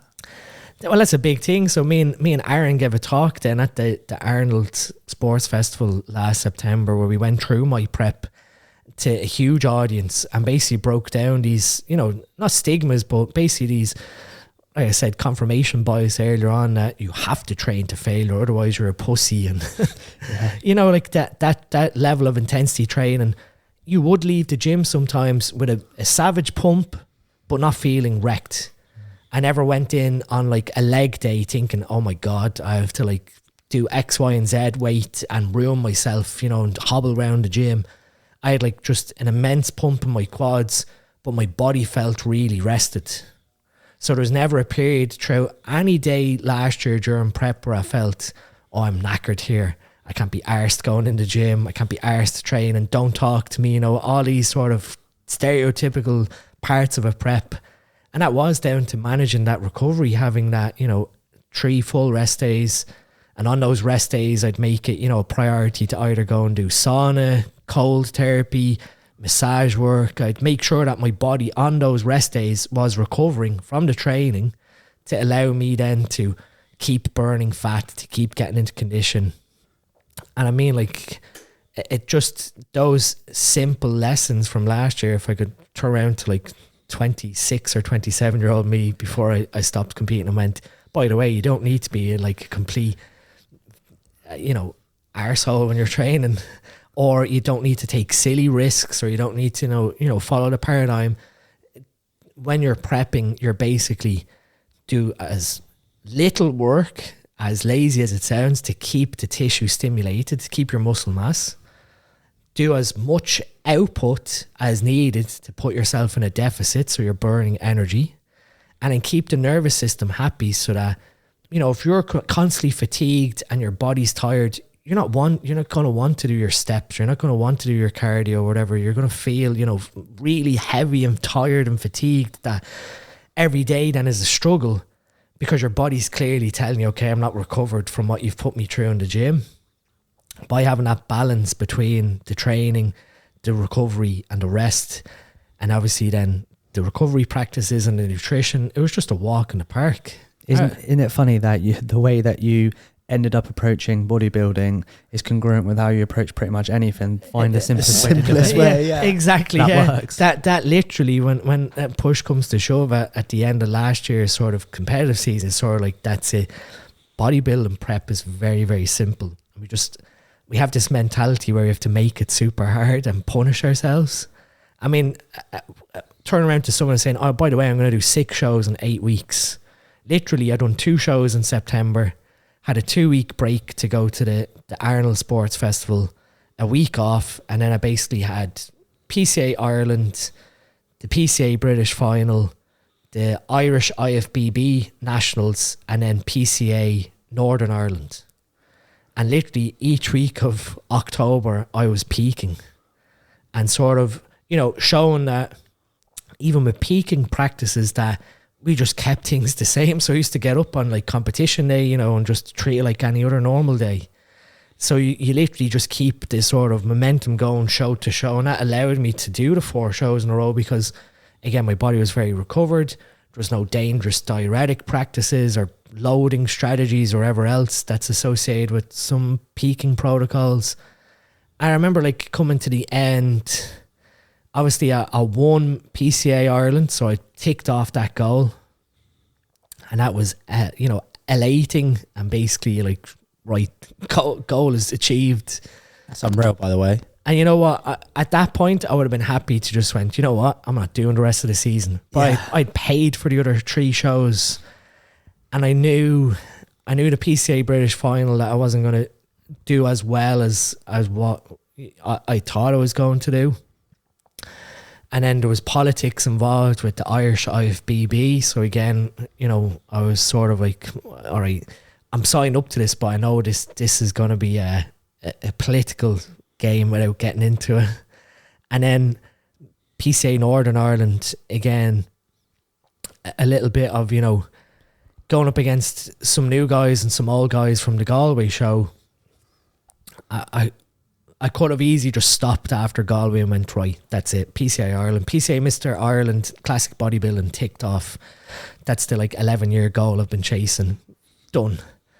But I just went on and done the other 3 shows because we were signed up to it. But by the time the Derry show came around, I remember saying to Morgan, you know what, I could keep this rolling. It doesn't feel like where my body fat is sitting, it doesn't feel like how I look isn't how I feel. Yeah.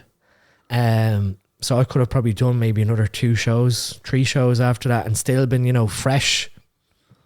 So I guess, since then, the whole goal of retiring, I remember Morgan saying to me, what happens if you don't win Galway? I just looked at her and laughed and said to her, well, you know what that means, don't you? She's like, yeah. And I said, you don't have to even say. I said, I'll have to go again.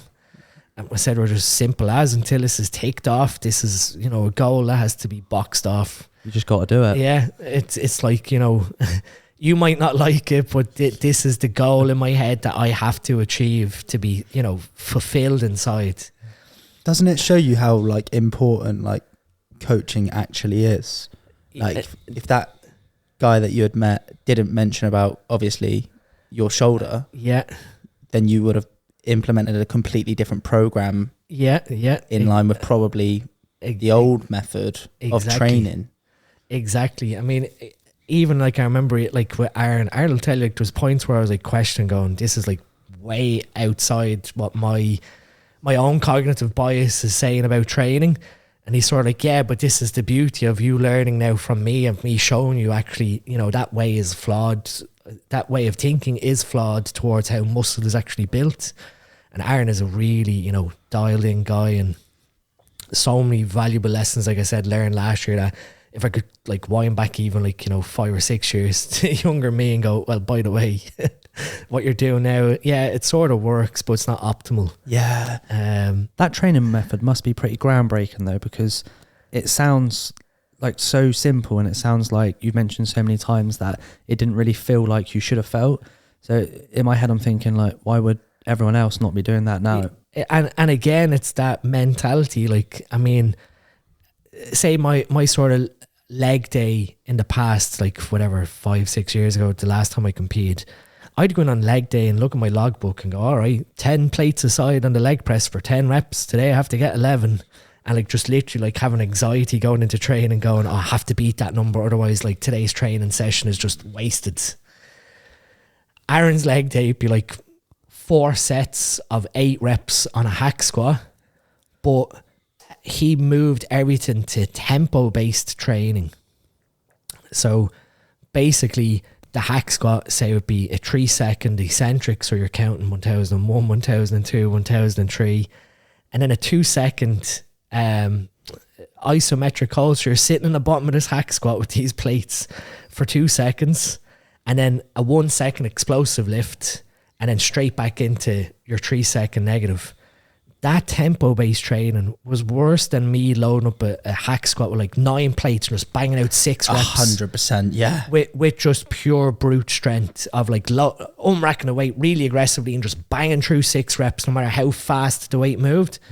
Having to really think, okay, 1001, 1002, 1003. It's quite agonising way to get down the bottom. And then like sitting in the bottom, 1001, 1002. Okay, I really need to move. And this was like, you were still lifting a heavy weight. You were still trying to progress your load week to week, but you were really using the tempo to drive your training performance. So 3 reps in reserve, which was where Aaron was programming a lot of training, was literally to me the point whereby that sort of 2-second hold in the bottom was becoming challenging to push back out again. At that point, you were sort of at rep 8 and you go, okay, yeah, that's the set finished.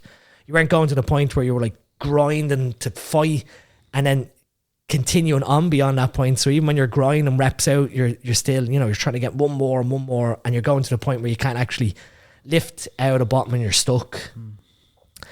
The accumulation of that accuracy to the tempo drove the intensity, so that whilst at the end of the 4 sets of hack squat I was getting out of the machine fresh, my legs were pumped with blood and knew they were worked. It just wasn't the level of fatigue that I'm like trying to drag my legs over to the next machine. Yeah, no, it's more logical, isn't it? And I've got a coach, and he's implemented that same thing, and the difference I've noticed through taking the time on my reps rather than rushing through them is it's massive, and it's been huge for like my personal training development. Yeah.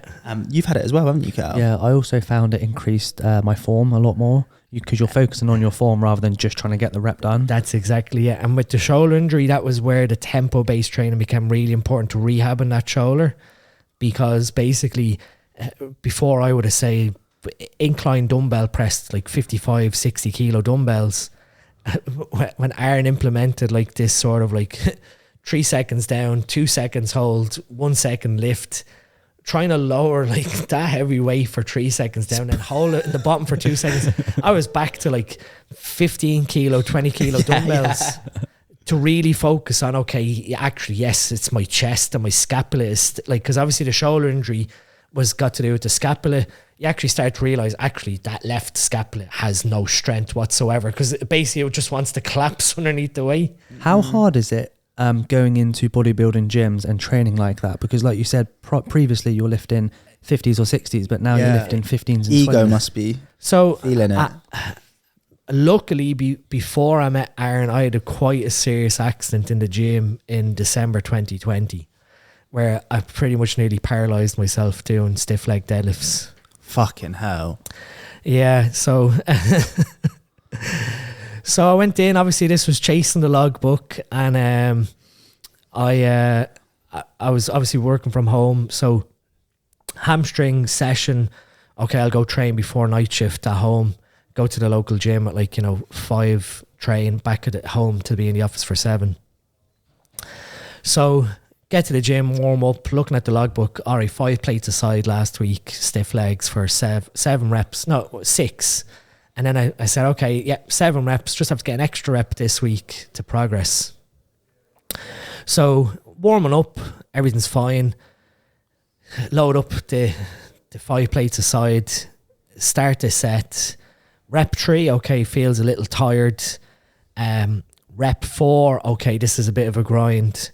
And I'm like, let's just keep going. Just fueled by like heavy metal music and the drive to beat that logbook. Oh, don't get the heavy metal music. a lot of the bodybuilders I know, listen to yeah. them, I just can't get my head around it. I listen to, you know, quite a lot of different types of music, but you can't beat heavy metal for bodybuilding, heavy lifting sets. The thing is, I can I Angry, don't listen to it, but I can appreciate it because some of our friends who are bodybuilders now never had listened to that music, but they've transitioned into it, so I can see how that can be a thing. Yeah. So coming up then for rep 4, I'm thinking, okay, let's go down for rep 5. Go down for rep 5, and as I come back up, I just feel this ping, and this electric sensation shoots up my right leg all the way from my hamstring up into my back, and I just let go of the bar. This is the first time ever in like 12 years ago into the gym that I've let go of a bar training. And I'm like, oh, that doesn't feel right. If you've ever sort of tweaked your QL before, your QL muscle, it sort of leaves you with this sort of like dead aching in your back where it's very difficult and stiff to move. And that's sort of like, oh, my back is very stiff and sore.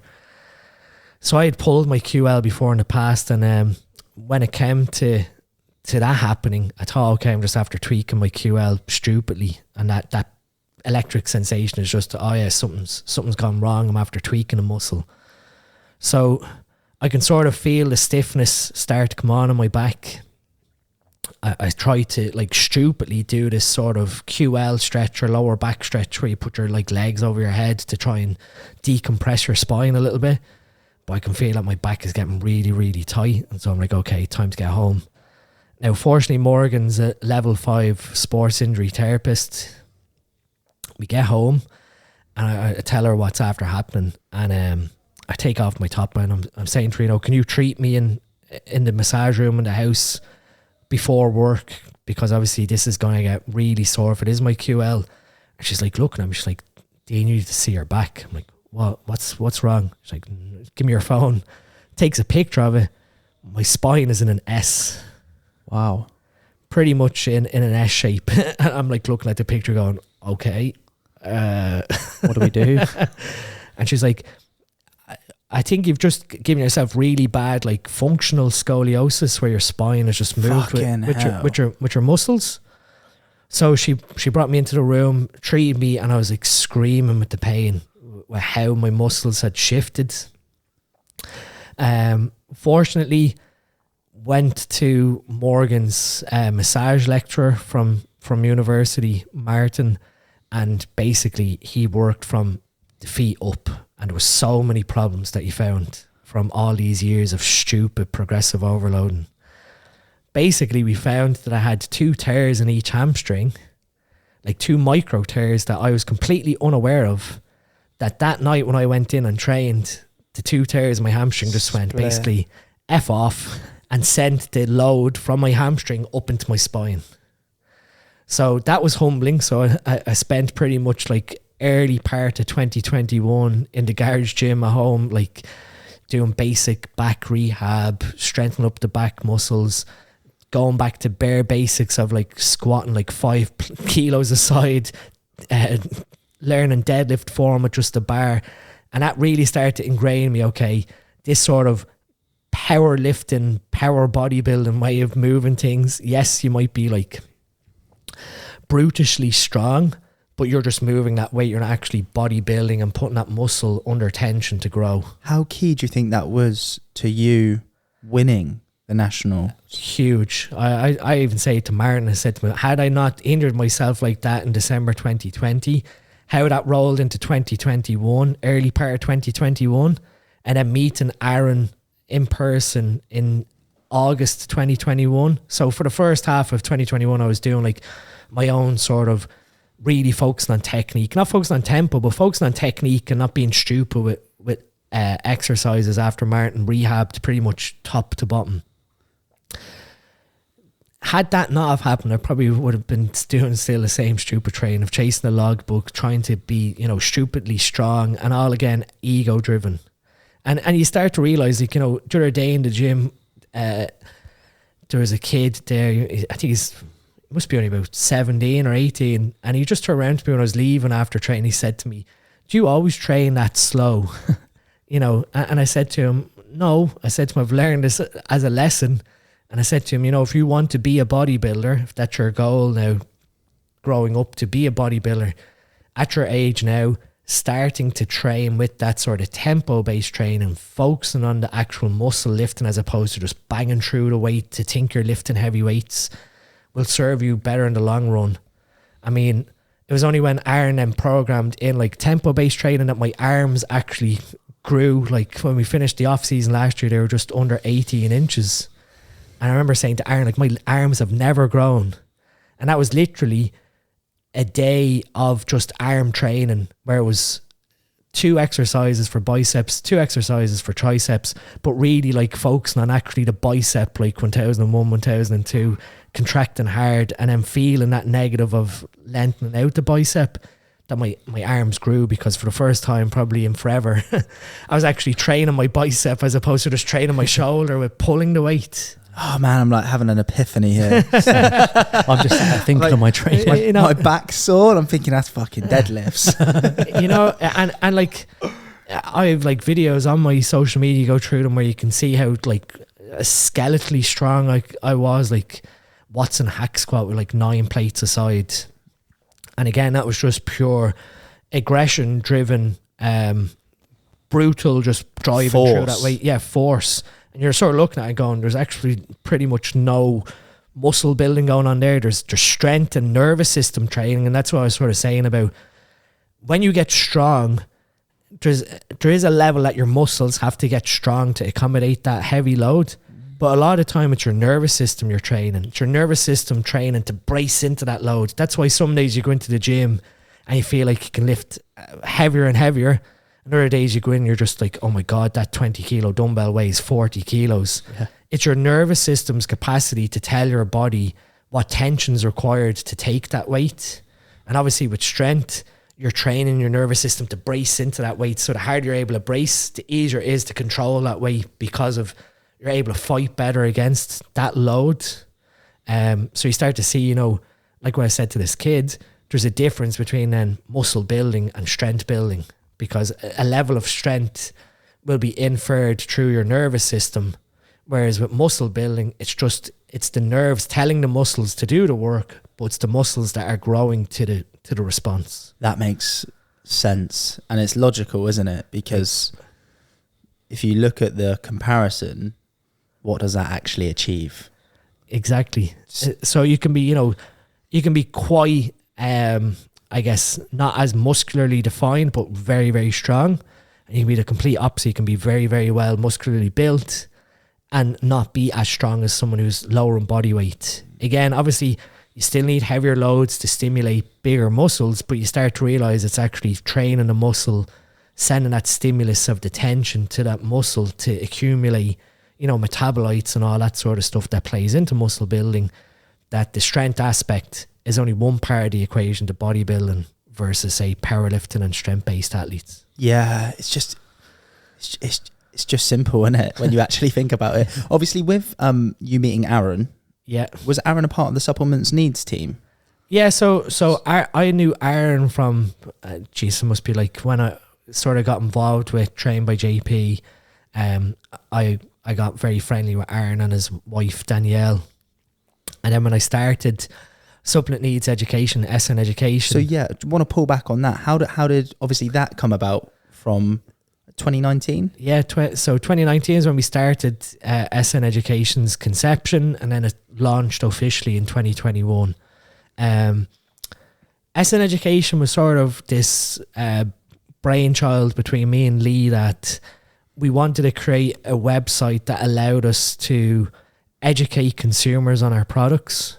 So the supplement and food industry is very technical in what you're allowed to talk about and what claims you're allowed to make and state. 100%. And at this point, had you transitioned from your previous job in 2019 to working full-time with Supplement Needs? No, so I literally only left my job, chemical engineering job in Intel in 2021. Oh, okay. So Lee had started Supplement Needs brand in 2018, and that was sort of when I said to him, you know, he showed me why he was going to release, and I said, okay, he had like a ZMA sleep product, said spin that and here's, 6 ingredients for a sleep stack, and that's where the sleep stack came about. And then over the subsequent years, I said to him, I've got this vision that you have one sort of supplement store that caters for everything. And this was because personally I was buying all these ingredients for these certain, heart health, liver health, whatever. And it just became a pain in the arse having like 15, 16 bottles and you're taking 1 or 2 tablets out of each bottle. And you're like, there has to be a simpler solution to this. And that was sort of where our stack ideas came about, of heart stack, 13 ingredients. You take 6 capsules a day and you're done. You're buying 1 tub with 13 clinically dosed ingredients. You're taking your 6 capsules and you forget about it. So easy to sort of tick that box off for the day.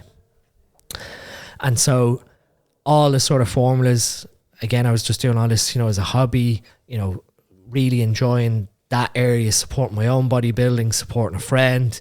I was gaining popularity on social media by delivering, this health-based message for bodybuilding. And when it came to 2021, Intel had started to change because there was a new factory being put on site.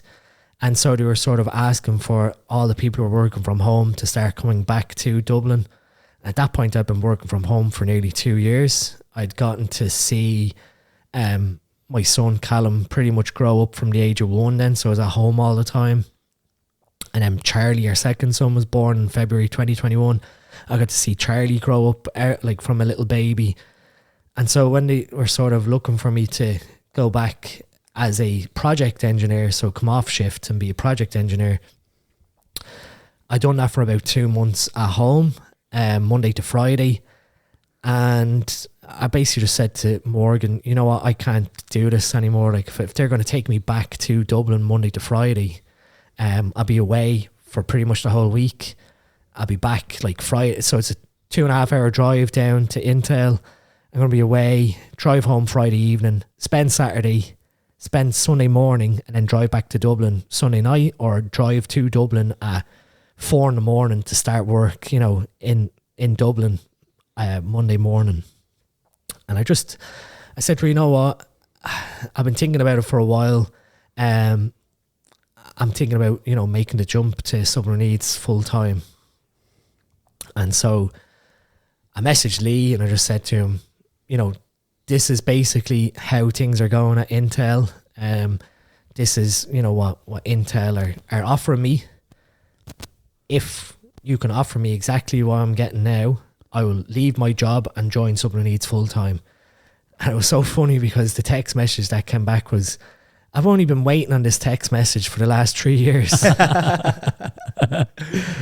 Because I never wanted to pull you away from your chemical engineering career.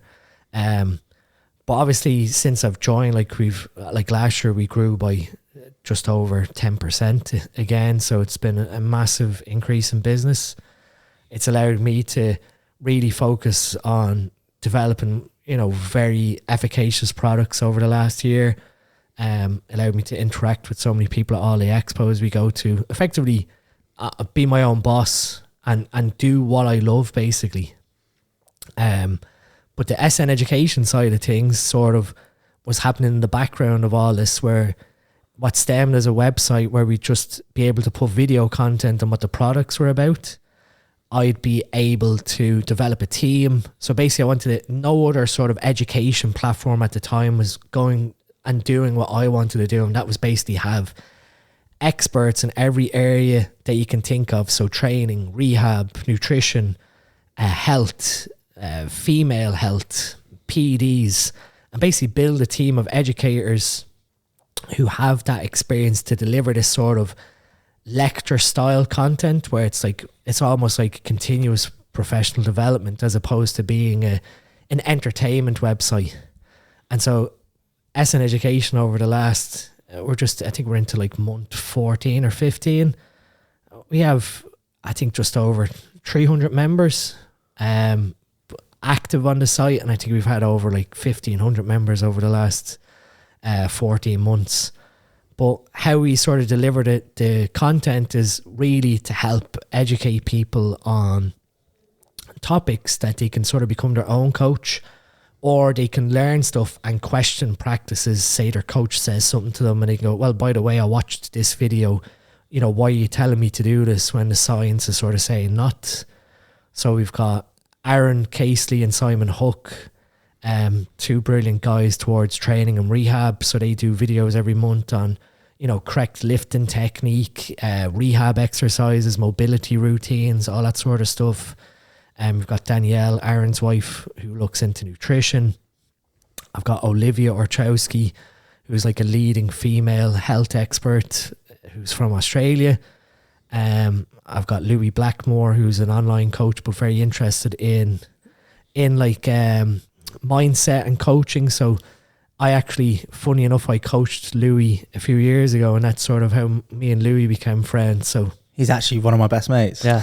So having Louis on the team then to bring that sort of mindset and coaching, and you know, the sort of stoicism and mindset over matter that he had to learn personally through his own tribulations. So he's invaluable in that aspect. And then you've got me, who sort of covers blood work, PEDs, and sort of the health side of things. So we sort of strive to be a sort of top tier education platform that I don't want to buy into like taking someone apart or, you know, causing controversy. It's basically like, here's a lecture on hair loss, here's a lecture on hair loss treatments, here's a lecture on acne, here's a lecture on how you treat acne, you know, or female health, here's why you might have heavy menstrual bleeds. And, you know, Olivia delivers all this really interesting content in like an interactive format.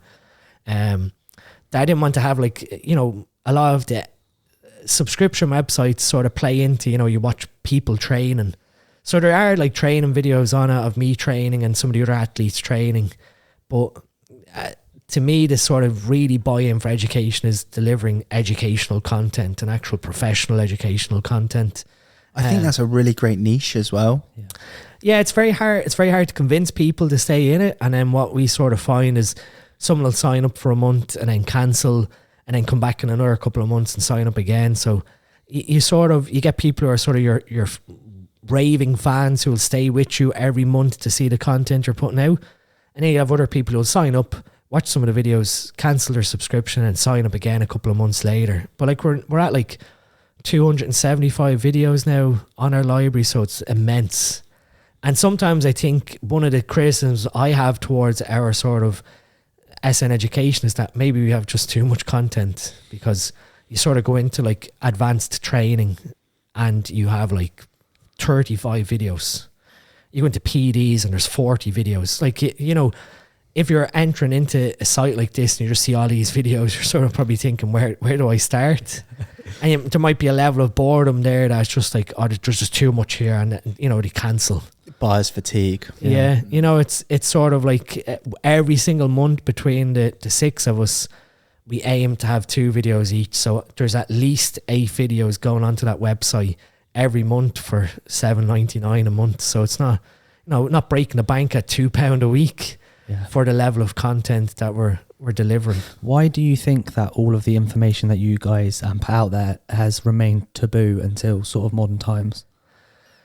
So it's probably a level of stigma in the medical community, and this is definitely something that through some of the lectures and talks I've given that I've really changed the mindset of a lot of medical professionals towards these compounds were originally medicines. It's just that someone thought they were being smart and basically told people, you know, it was a doctor back in the 80s that told, you know, probably as early as the 60s, that told athletes to take Dianabol, basically Olympic level athletes. And you can even go further back into like sort of post World War II era Germany and sort of Soviet Republic, where they're just experimenting on athletes. All right, we're going to give them these androgens and see what sort of health effects happen, but what sports performance effects happen. And slowly over time, the same sort of medical professionals that sort of egged on this human sports performance era, became sort of alienated and realized, okay, we're really damaging people's health here with some of these risky decisions we've told them to do, that their sort of mindset flipped and sort of like, no, those drugs are, you know, bad and we need to make them illegal and, you know, all this sort of stuff. And that sort of filtered down then into probably medical teaching practices of, okay, oh, you take steroids, oh, you're so unhealthy, you know, stop taking your steroids. Whereas like someone who drinks or smokes can go into a GP and sort of like, oh, yeah, drink and smoke, oh, yeah, and just continue on with the consultation. Do you think you can take steroids and PEDs healthily? I think healthily is a very broad way of saying it, but I definitely think there's probably a way of doing them safely. And through that safety, you're going to preserve a level of health. And obviously that safety comes through understanding how these compounds work in your body, how they affect you personally, as opposed to what your coach is telling you to do. Having an understanding of your own baseline fertility and how much you're producing of your own testosterone, and then what happens when you manipulate that testosterone level. So understand all these aspects. I think you can do things safely. You can look at these sort of safer models, whatever you want to put it. But the whole safety aspect comes from understanding that these are medicines, and how we use medicines is prescribing the least effective dose for maximum therapy. So it's now understanding you as an individual, what dose is specific to your body's requirement or your body's own metabolism. So that basically how you have to view it is these drugs work on your androgen receptors.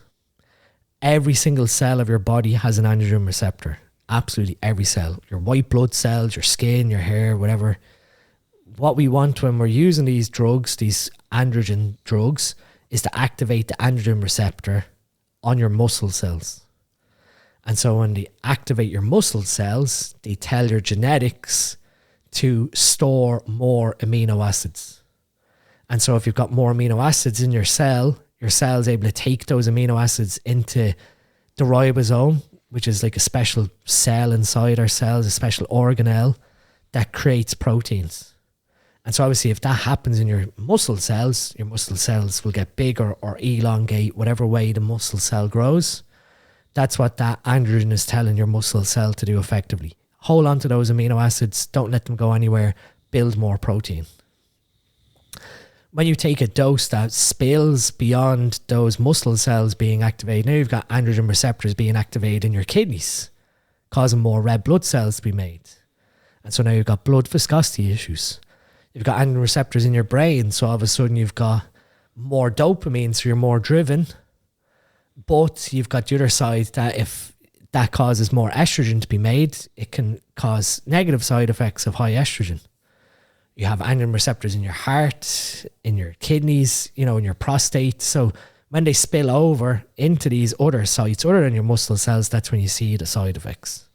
So it's about being intelligent to understand that more is not better. More does bring more effect, but it also spills over into the other cells of the body. So it's about figuring what sort of the least effective dose can activate just your muscle cells to promote your training and your nutrition. Yeah, the film that springs to mind for me is Limitless, because obviously at the start he's just banging the Limitless pills, NZT or whatever it is, but then by the end of the film he's worked out how to extract it, put it in his body safely, and put in a certain balance which keeps him optimum without the negative side effects. Yeah, it's a good analogy. It is literally how I think of it, if that makes sense. But like, yeah, that makes complete sense. And also it's just reducing the risk elements. Exactly. And obviously the risk elements come from that spillover and causing the adverse androgenic side effects, like interacting with your skin cells to cause excess oil to be made. And then all of a sudden you've got acne, or interacting with your hair follicles. So all of a sudden your hair is falling out. You've got this, you know, spillover effect. Like you said, you want to find what's the best dose for your body. And again, your body, based on your genetics, you could be a normal metabolizer, which means you get a standard response to that drug. You could be a slow metabolizer, where the drug stays in your body a lot longer than it should, so your liver is a bit slow to get rid of it. And you can be a fast metabolizer where as soon as you give the drug to the body, it's almost, gone. Everything comes down to like personalization. Yeah. And like with that, the effects are so they're parallel with how the individual is experiencing them. Yep. So how do you distinguish how they experience them, but how they also perceive they experience them, to actually how they are experiencing them? Does that make sense? Yeah, no, it does. And again, this is sort of where trying to get away from this drug-fueled mentality or stigma of, you can have people who have been told basically take 750 milligrams of testosterone, and then you turn around and say, well, actually, probably a more appropriate dose for your needs is 350 milligrams. You almost have this psychology then of them associate more as better. Yeah.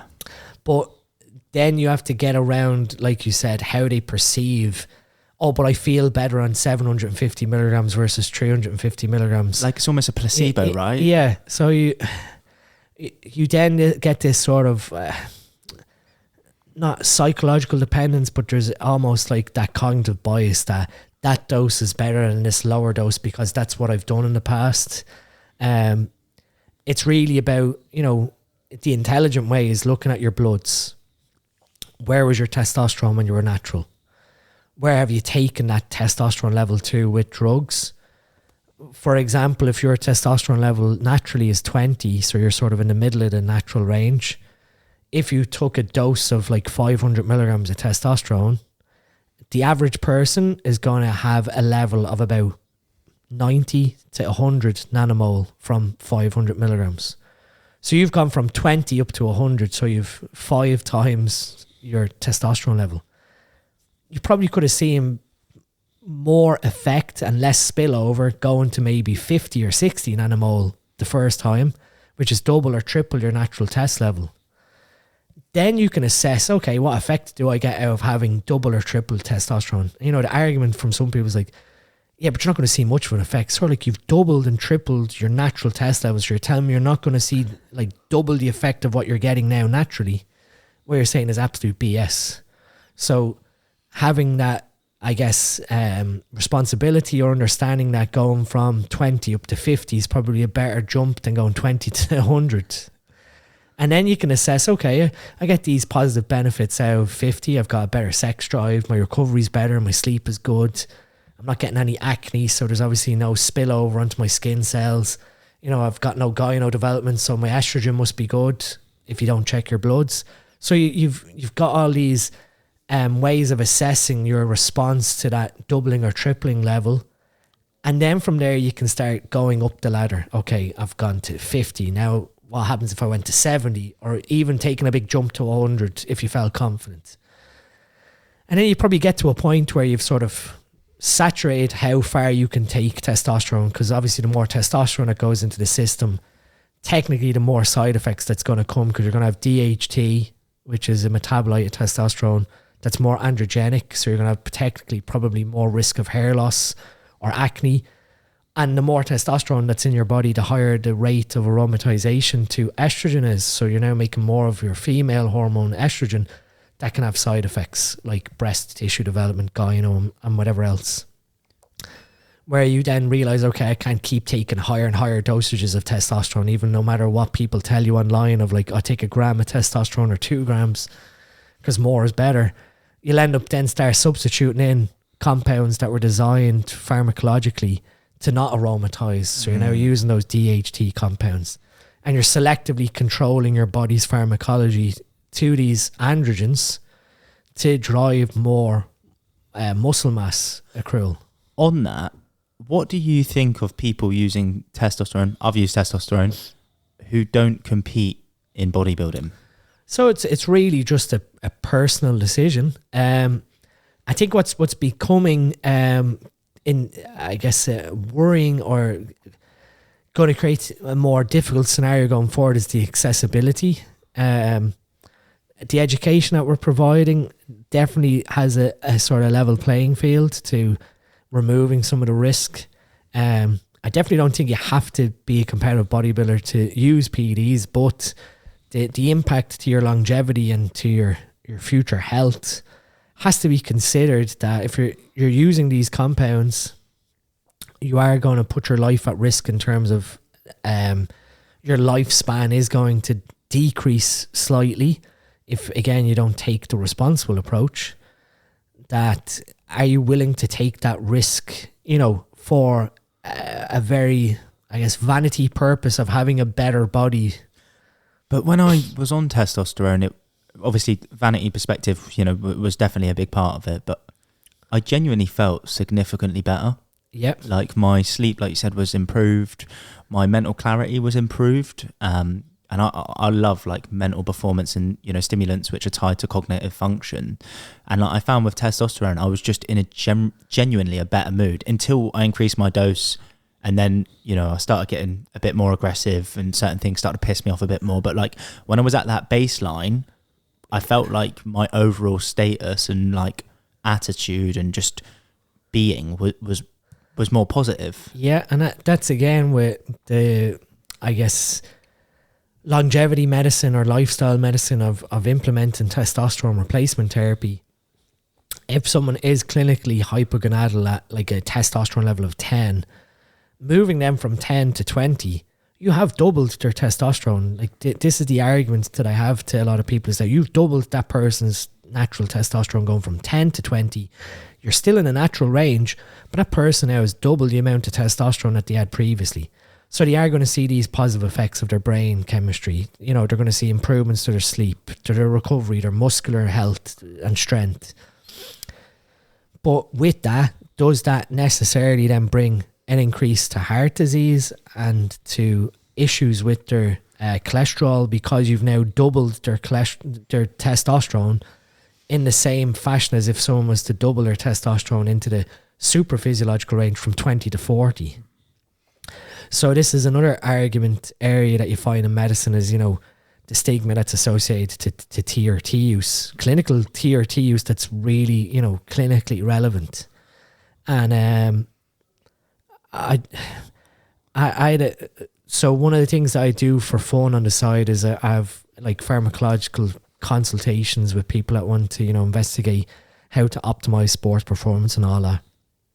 I remember having a consult with a man who was in his 50s who had taken the jump into taking TRT and ended up with some health issues, but ended up in hospital. And when they ran his bloods, they could see that he was using testosterone. But I guess the funny thing to this was his testosterone level was 8 using TRT.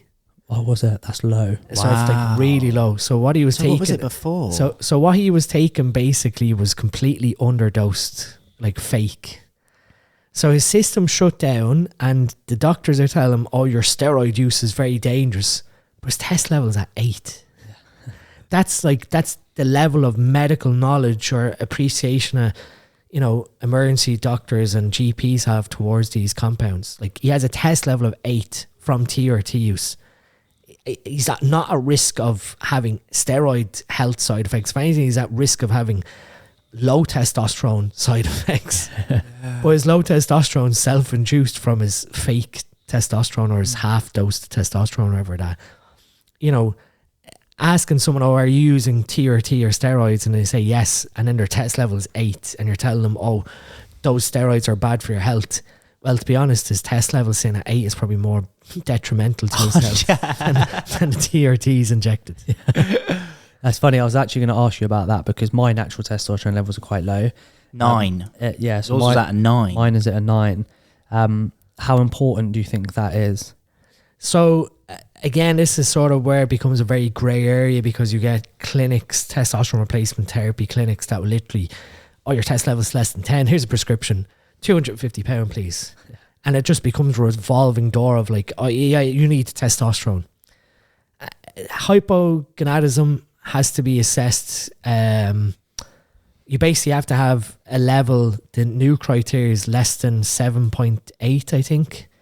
And you have to have that repeatedly for 6 months. And then you have to have signs and symptoms of hypogonadism. So low libido, low energy, difficulty getting out of bed, depression, all these sort of side effects, inability to recover from exercise. If you don't have any of those signs and symptoms, then your testosterone level, although it's low technically on the range, is probably optimal for what your body's requirements are. You also have to view your total testosterone level might be 9, but your free testosterone might be 0.6, which is like the top end. So only 2% of your testosterone that your body makes is actually free to go around your body having an effect. The rest of it is bound as a safety mechanism. So how would I be able to free up more of the free testosterone to go around my body? So your testosterone is carried on albumin, which is a storage protein, and sex hormone binding globulin. So there's different things that play into sex hormone binding globulin is made in your liver. So having optimal liver health is one thing. So obviously alcohol and all that stuff. Your insulin sensitivity, so making sure that you've got good glucose management. Controlling your estrogen, because the more estrogen your body makes, the more SHBG your body makes. So again, you control that aromatization with your body fat levels and your exposure to environmental estrogens and all that sort of stuff. So just having low total testosterone isn't the bigger picture if your free testosterone is quite high.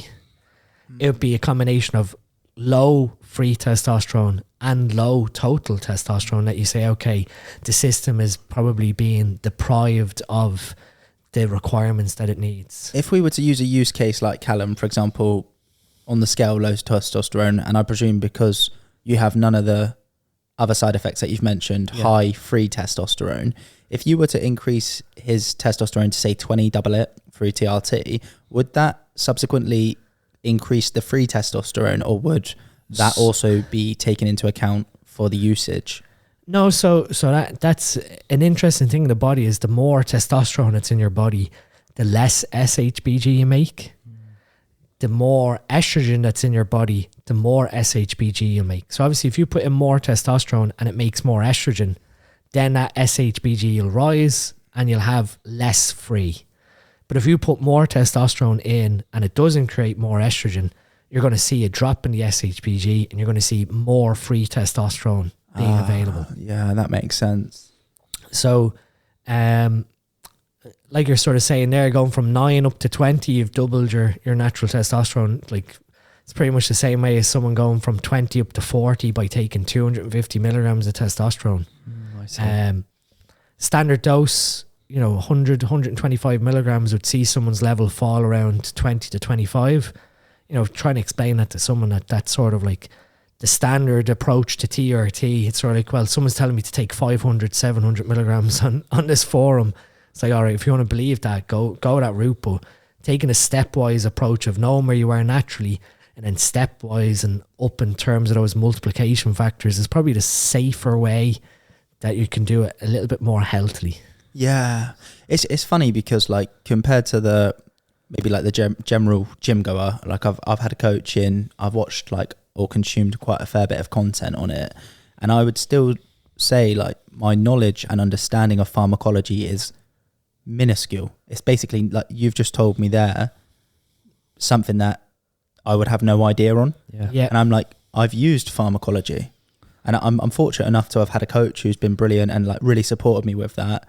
But like at the same time, like simultaneously, like I actually don't really have a clue. Yeah. And like I use it. Which is, imagine how dangerous it is if you didn't have that coach. Yeah, of course. But even like, I'm looking at it from a perspective of like, I still have more support or knowledge than the average gym goer who probably has used PEDs or pharmacology. Yeah. It's and that's why it's becoming a minefield. And that's what I mean. You got 15, 16-year-olds walking up to the biggest guy in the gym and just looking for steroids. Yeah. Again, social media is a big thing to blame here. That, like I always tell us this anecdote of, I trained at a local gym at my parents' one time. There's a secondary school right beside it. I was getting changed after training, and in walked a group of like 16-year-olds. And the first thing they turned around to me was, "Hey, mister, what do you take?"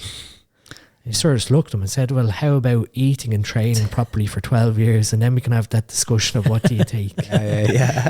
Like it's the quick fix, isn't it, that people are after nowadays? And that's sort of like what today's current generation is sort of thinking of, you know, how to get from A to B as fast as possible without doing what's required work-wise.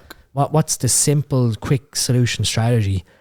And it's quite sad because you then have this very influential, I guess, teenagers and even early 20-year-olds who feel that PDs are the only way of getting a physique, without seeing obviously the background, nutrition and training and health supplementation, all that goes into doing this relatively safely. So it's that's sort of where I don't think I can get off social media for a while in terms of the message that I deliver, because of it is a minefield. Very fortunately last year, Men's Health brought me onto like a sort of vlog podcast with Andrew, who's the senior editor for sports performance, I think, of Men's Health, and we had an open discussion of, you know, what is the media doing for steroid use in terms of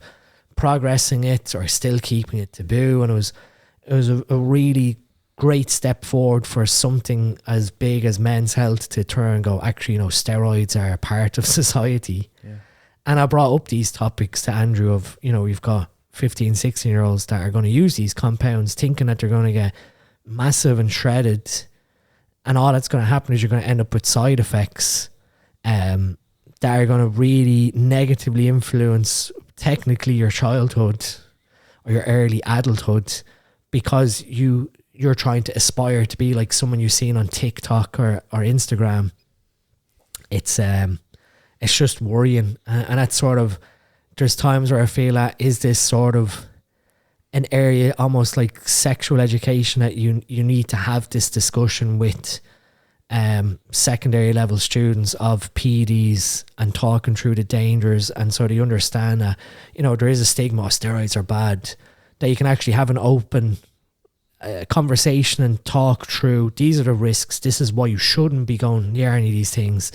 Similar to how you might talk about psychoactive drugs, you start to make them realize that, you know, these compounds are just as dangerous as psychoactive drugs, but some of the health impacts are way beyond what you're going to experience from a psychoactive drug. That getting that information to kids at like 15, 16, who may be starting to see this culture of steroid use and sports performance enhancement, and the readily accessibility of it in terms of just walking up to like whoever you think is the biggest in the gym. This is, I know, stereotypical, but you walk up to them and ask for for steroids. A lot of these people don't have morals, and they're like any other drug dealer. If you're going looking for any other drug, they're just going to take your money and hand you a box of pills and tell you, I'll take 2 a day and you'd be massive. That it's making them realize that you may think these are shortcuts, but here is the long-term health side effects. You know, really what you should be thinking about at that age is, you know, nutrition, sleep habits, training performance, all this sort of stuff, like the basics. Absolute basics. I mean, I don't even think steroids entered my mind when I was in secondary school, like at all. It just wasn't. Maybe it was because of we didn't have the internet-driven culture that we have now and the accessibility. It was more so you got access to the internet, but it wasn't as open now with social media and stuff like that, that you might think, professional wrestlers, someone might make like a joke and comment about, he's full of steroids, and you'd like laugh and like go, all right, yeah, he takes steroids, what are steroids? Whereas now, like, not naively, but any of us can look at like old wrestling clips and go, yeah, juiced, you know. Yeah. You know, you start to see that these guys use these compounds. Yeah, 100%. But, you know, the reality was when I was younger, like if I was like 7, 8 or 9, I'm watching like Stone Cold or The Rock or whatever, Triple H, never once in my mind, like even in my teenage years, thinking, he used steroids to get that big. Either did I, to be honest. You know, when I was watching wrestling, I'd never thought that. You know, and now we're in sort of a society where it's sort of like, you know, you'll have kids who are instantly going, steroids, that's how you get to be a wrestler. And that is scary. And, you know, that's sort of like where it's you can either let the monster out of the box or just keeps running around, or you can like try and contain it by being open and going, yes, okay, yes, sports performance enhancement exists. These are the risks. To be honest, it's not something you should be thinking about. Same way as you'd be educating on psychoactive drugs and all that aspect. So is that the mission for supplements needs education? So that is one of the missions for me personally in terms of the education I deliver, is protecting the future health of amateurs and professionals. Of what you have maybe been taught in the past may not be actually correct. Monitoring your health, taking a responsibility to monitoring your health, so getting 3D diagnostics, getting your MRIs in your heart, getting your ultrasounds in your liver and your kidneys and all that just getting your blood work that has become like a buzzword in recent years of, I got my blood work done, it's all green. And one thing I've often said, like quite bluntly as well, it's all green, but it doesn't mean you're healthy. Same way, if it's all red, it doesn't mean you're diseased. You have to see what the trend is saying in the health markers. How often should you have your blood work done? Probably at least every 6 months. And that way you're seeing what trends are happening over a long period of time. Is that even with people who don't take PDs? So for someone who doesn't, maybe once a year. Again, it depends on their lifestyle and their nutrition and what their genetic risks are. Definitely once a year is a very good practice if you don't take any PDs and you just live a healthy lifestyle. But like our mission in terms of a supplement brand is again to promote longevity and lifespan and being able to address health problems through the root mechanisms, which is sort of like what I spoke about earlier, where medicines just go straight to the symptom and never alleviate. Heart stack, liver stack, kidney and blood pressure stack, all these products that I made were all designed to go to the root problem of, okay, you've got high blood pressure.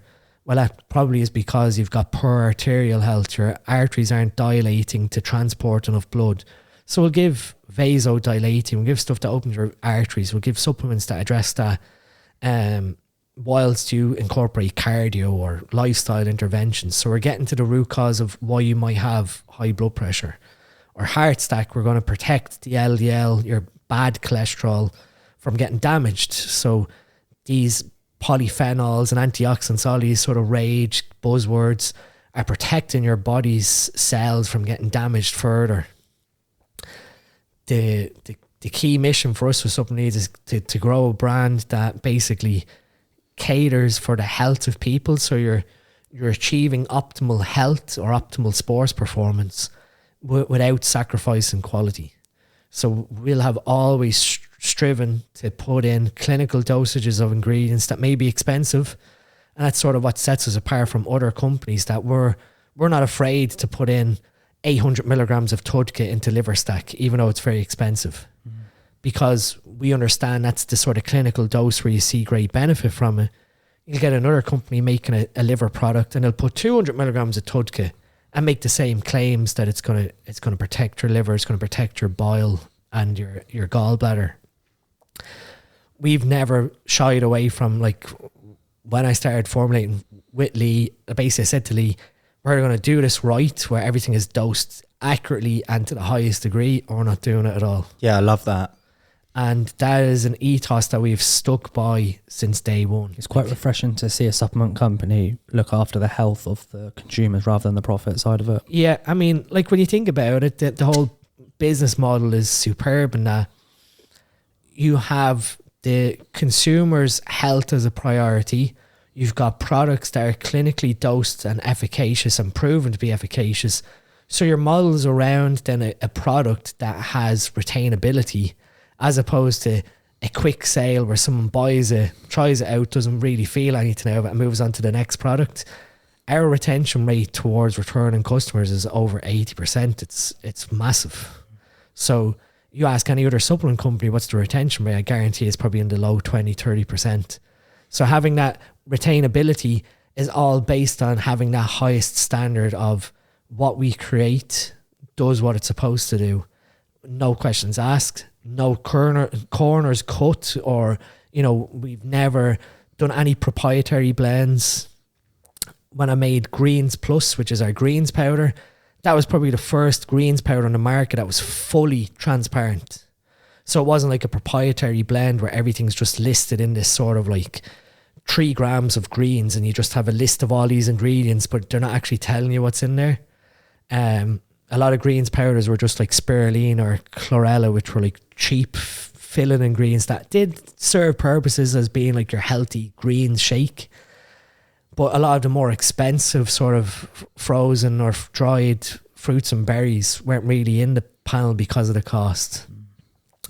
Whereas when I developed the formula for greens, I thought, okay, 250 milligrams of like red cabbage, 250 milligrams of acai berry, 250 milligrams of blueberries. Like I literally said to the manufacturer, I want all this to be transparent, not everything just chucked into a vat spoon and just mixed.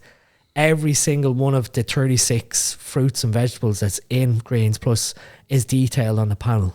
So you have this transparency to the consumer that what is in there is what you're reading on that label. And proprietary blends were amazing back like in the late 2000s towards being like IP, where supplement companies were like creating these like cell swelling matrix and, you know, muscle protein synthesis, anabolic halo and whatever else that you're putting products or ingredients in that you're trying to protect the amounts that you were using to have an edge on your competitors. But again, that transparency allows consumers to buy into because they know exactly how much they're getting in each serving.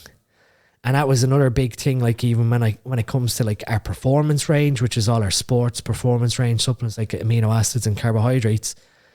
When it came to developing the pre-workout part for supplement needs, pre-focus plus and pre-pump plus, I wanted that to be fully transparent. So you were getting 12 ingredients in each one that were fully clinically dosed. So I wasn't like sprinkling in a little bit of citrulline and a little bit of arginine. I was actually using like the clinically studied amounts of each sort of ingredient in Pump Plus that would yield maximum effect. And again, anyone that takes pre-pump plus turns around and goes, well, that's the best pump I've ever had in my life. So while it might be, say, $39.99 to buy for the 30 servings, you know, every time you take that, that's 30 training sessions where you're getting an immense pump and the benefits of that pump. But you know that what you've bought is quality as opposed to spending £25-30 on an inferior product where it might not be as dosed correctly or labeled as correctly. There comes a thing where you're differentiating your sort of premium level from your budget level. And a big thing that I sort of done with the supplement industry was show the consumer budget supplements do serve a purpose, because again, if you can't afford top level, this may help, and obviously everything helps in sports performance. But if you can afford, this is dosed better, it's slightly more expensive, but the effects of it is much greater. So it's up to you to decide as a consumer, do you want to go for the inferior product that will give mediocre results, or pay the extra premium, save and pay the extra premium and know that you're getting fully dosed supplements? Makes sense. Does make complete sense. Makes me feel like I'm going to switch to supplement needs. I'm sold. I've purchased a fair few of the products, and Sleep Stack and AM Prime, they're game changers. They absolutely are. Obviously, that kind of brings us full circle to where we're at today, and obviously a lot more about the mission of supplement needs and also SN education. Now, obviously, we always leave it on a couple of questions, but I think I know the answer to part of it. But what is next in the chapter for the business and also yourself? Because I'm sure you've got a goal on your list for your personal goals, right? Yeah. So obviously with sort of the anxiety of ticking off the Mr. Ireland goal now gone, my training sort of, I still bodybuild, I still go to gym, I still eat healthy, I still maintain a good physique post bodybuilding life. Because for me, obviously that is one of my personal standards that I've set for myself, is to stay in relatively good condition now post show life, but also to be able to have that standard set for people to see that aspiration that I practice what I preach, I keep my health in check, I do all these things to maintain longevity. So I guess personally my goals are to now have more time to engage in stuff like podcasts and getting educational content out and being able to have more of a public voice. Now at the time constraints of like having to focus on eating, training, you know, when you're bodybuilding, you're quite selfish with your time, that you have non-negotiables that I have to eat, I have to train, I have to blah, blah, blah. You know, you sort of start to put roadblocks in front of other projects because of that priority. And then obviously when you're sort of all in on something like that, you get annoyed when you don't train, you get annoyed when you miss a meal, and all that adds up. That pressure obviously being removed now with being sort of retired allows me to, you know, if I don't eat my breakfast till like 1 or 2 in the afternoon, or meal 1 till 1 or 2 in the afternoon with fasting, so be it. I don't get sort of, you know, anxious or angry at myself for missing out on meals. But that allows me then to engage in more work, to do, you know, more consults, or, you know, spend more time with family. So definitely my own sort of personal goal probably over the next 3 to 4 years is to really take what I've delivered over the last 4 or 5 years in terms of the audience I've reached and literally double or triple it. And really start, you know, driving home the importance of longevity. If you're going to make these choices, like what you said about not being a bodybuilder and using PEDs, that's brilliant if that's what you personally want to do. But if it's driven by a pure vanity goal, does that vanity outweigh your longevity of being in your like 70s with your grandkids just because you wanted to do a bottle of test? Yeah. So being able to deliver that message to that demographic of people that are just normal gym goers who see someone and go, oh, same analogy to the 16-year-olds. Gear, I'm going to take that, I'm going to get massive. That they start to realise, okay, if you're going to undertake this, you better understand the consequences and side effects. And then on top of it, if you have a coach, having someone who's responsible, who's not just egging you on, but like, oh, here's 500 milligrams of testosterone, that coach actually understands what's happening. So we need to set a higher standard within that fitness industry of those who are giving out pharmacology advice, that they're given appropriate pharmacology advice, because a lot of them have no background to me in terms of drug design. So they're basically regurgitating what they've read or watched online without any real sheer understanding of actually the core science underneath. They've just learned, oh yeah, first exposure to testosterone, double your testosterone level. Well, why are you doing that? Oh, well, that podcast I watched, you know, they don't actually understand the relative science behind that person's own biochemistry and all that other stuff. So definitely delivering that content and that education is going to be important to me over the next 3 to 4 years. And then business wise, last year we launched SN Clothing. So that was one of the brainchilds of Lee wanting to launch a clothing line as part of Supplement Needs. So we've got this sort of premium clothing range we've launched that's taken off quite successively since October. The education platform, like I said, we're committed to the 8 videos every month, and I don't really get too bogged down if someone cancels or leaves or whatever. I'm not too focused on, you know, oh, we're only at 300 members this month. If people are signing up daily, which they are, and if people are leaving after a month or 2 months, they're taking something away and implementing that into their life. That's one person who the message has been received to. They're not a recurring customer, but you've reached that person as a customer to deliver a message, which hopefully will stick, and that's obviously where some people come back then. So growing SN education, making sure that we stay sort of committed to that ethos of delivering really core education content.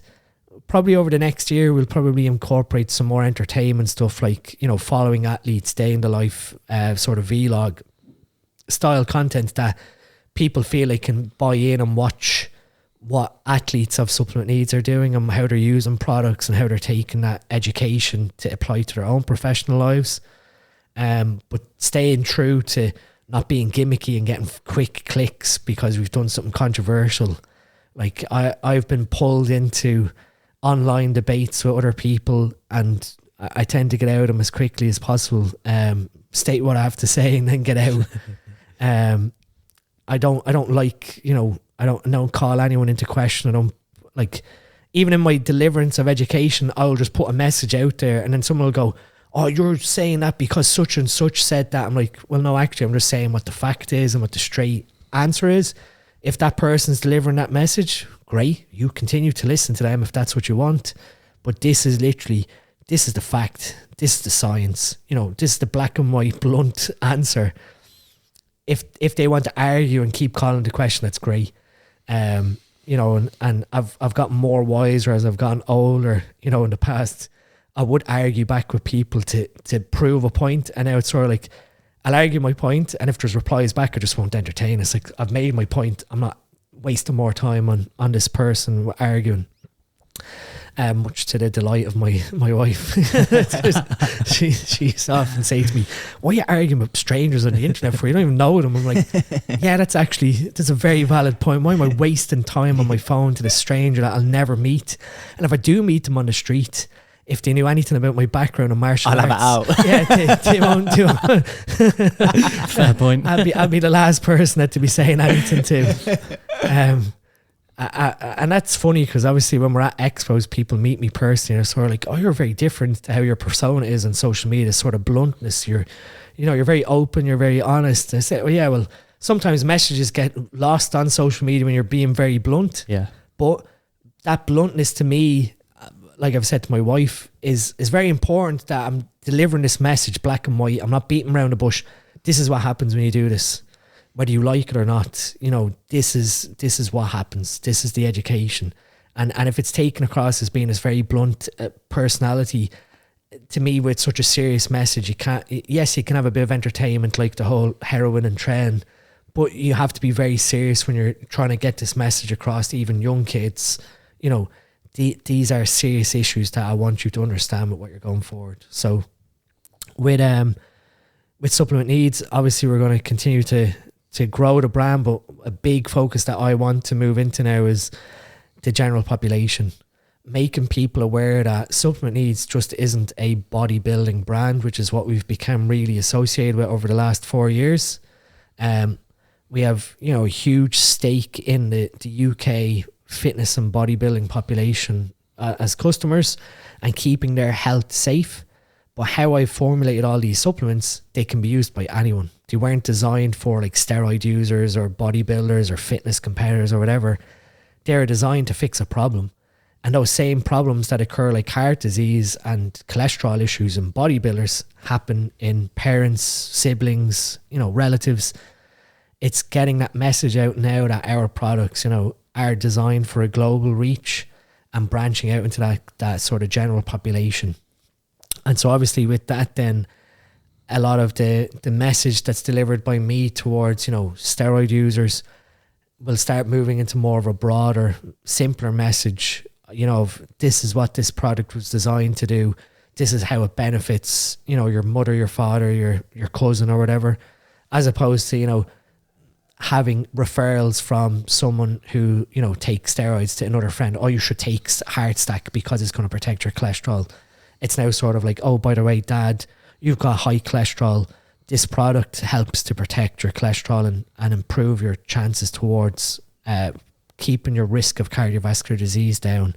So that's where we're going to start pivoting now in the next 2 years, is really slowly changing just our target audience and the message that's being delivered.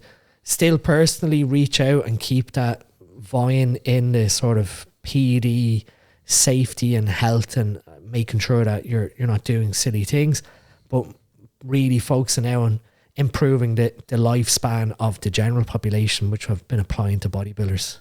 Nice. That's a really, really positive message.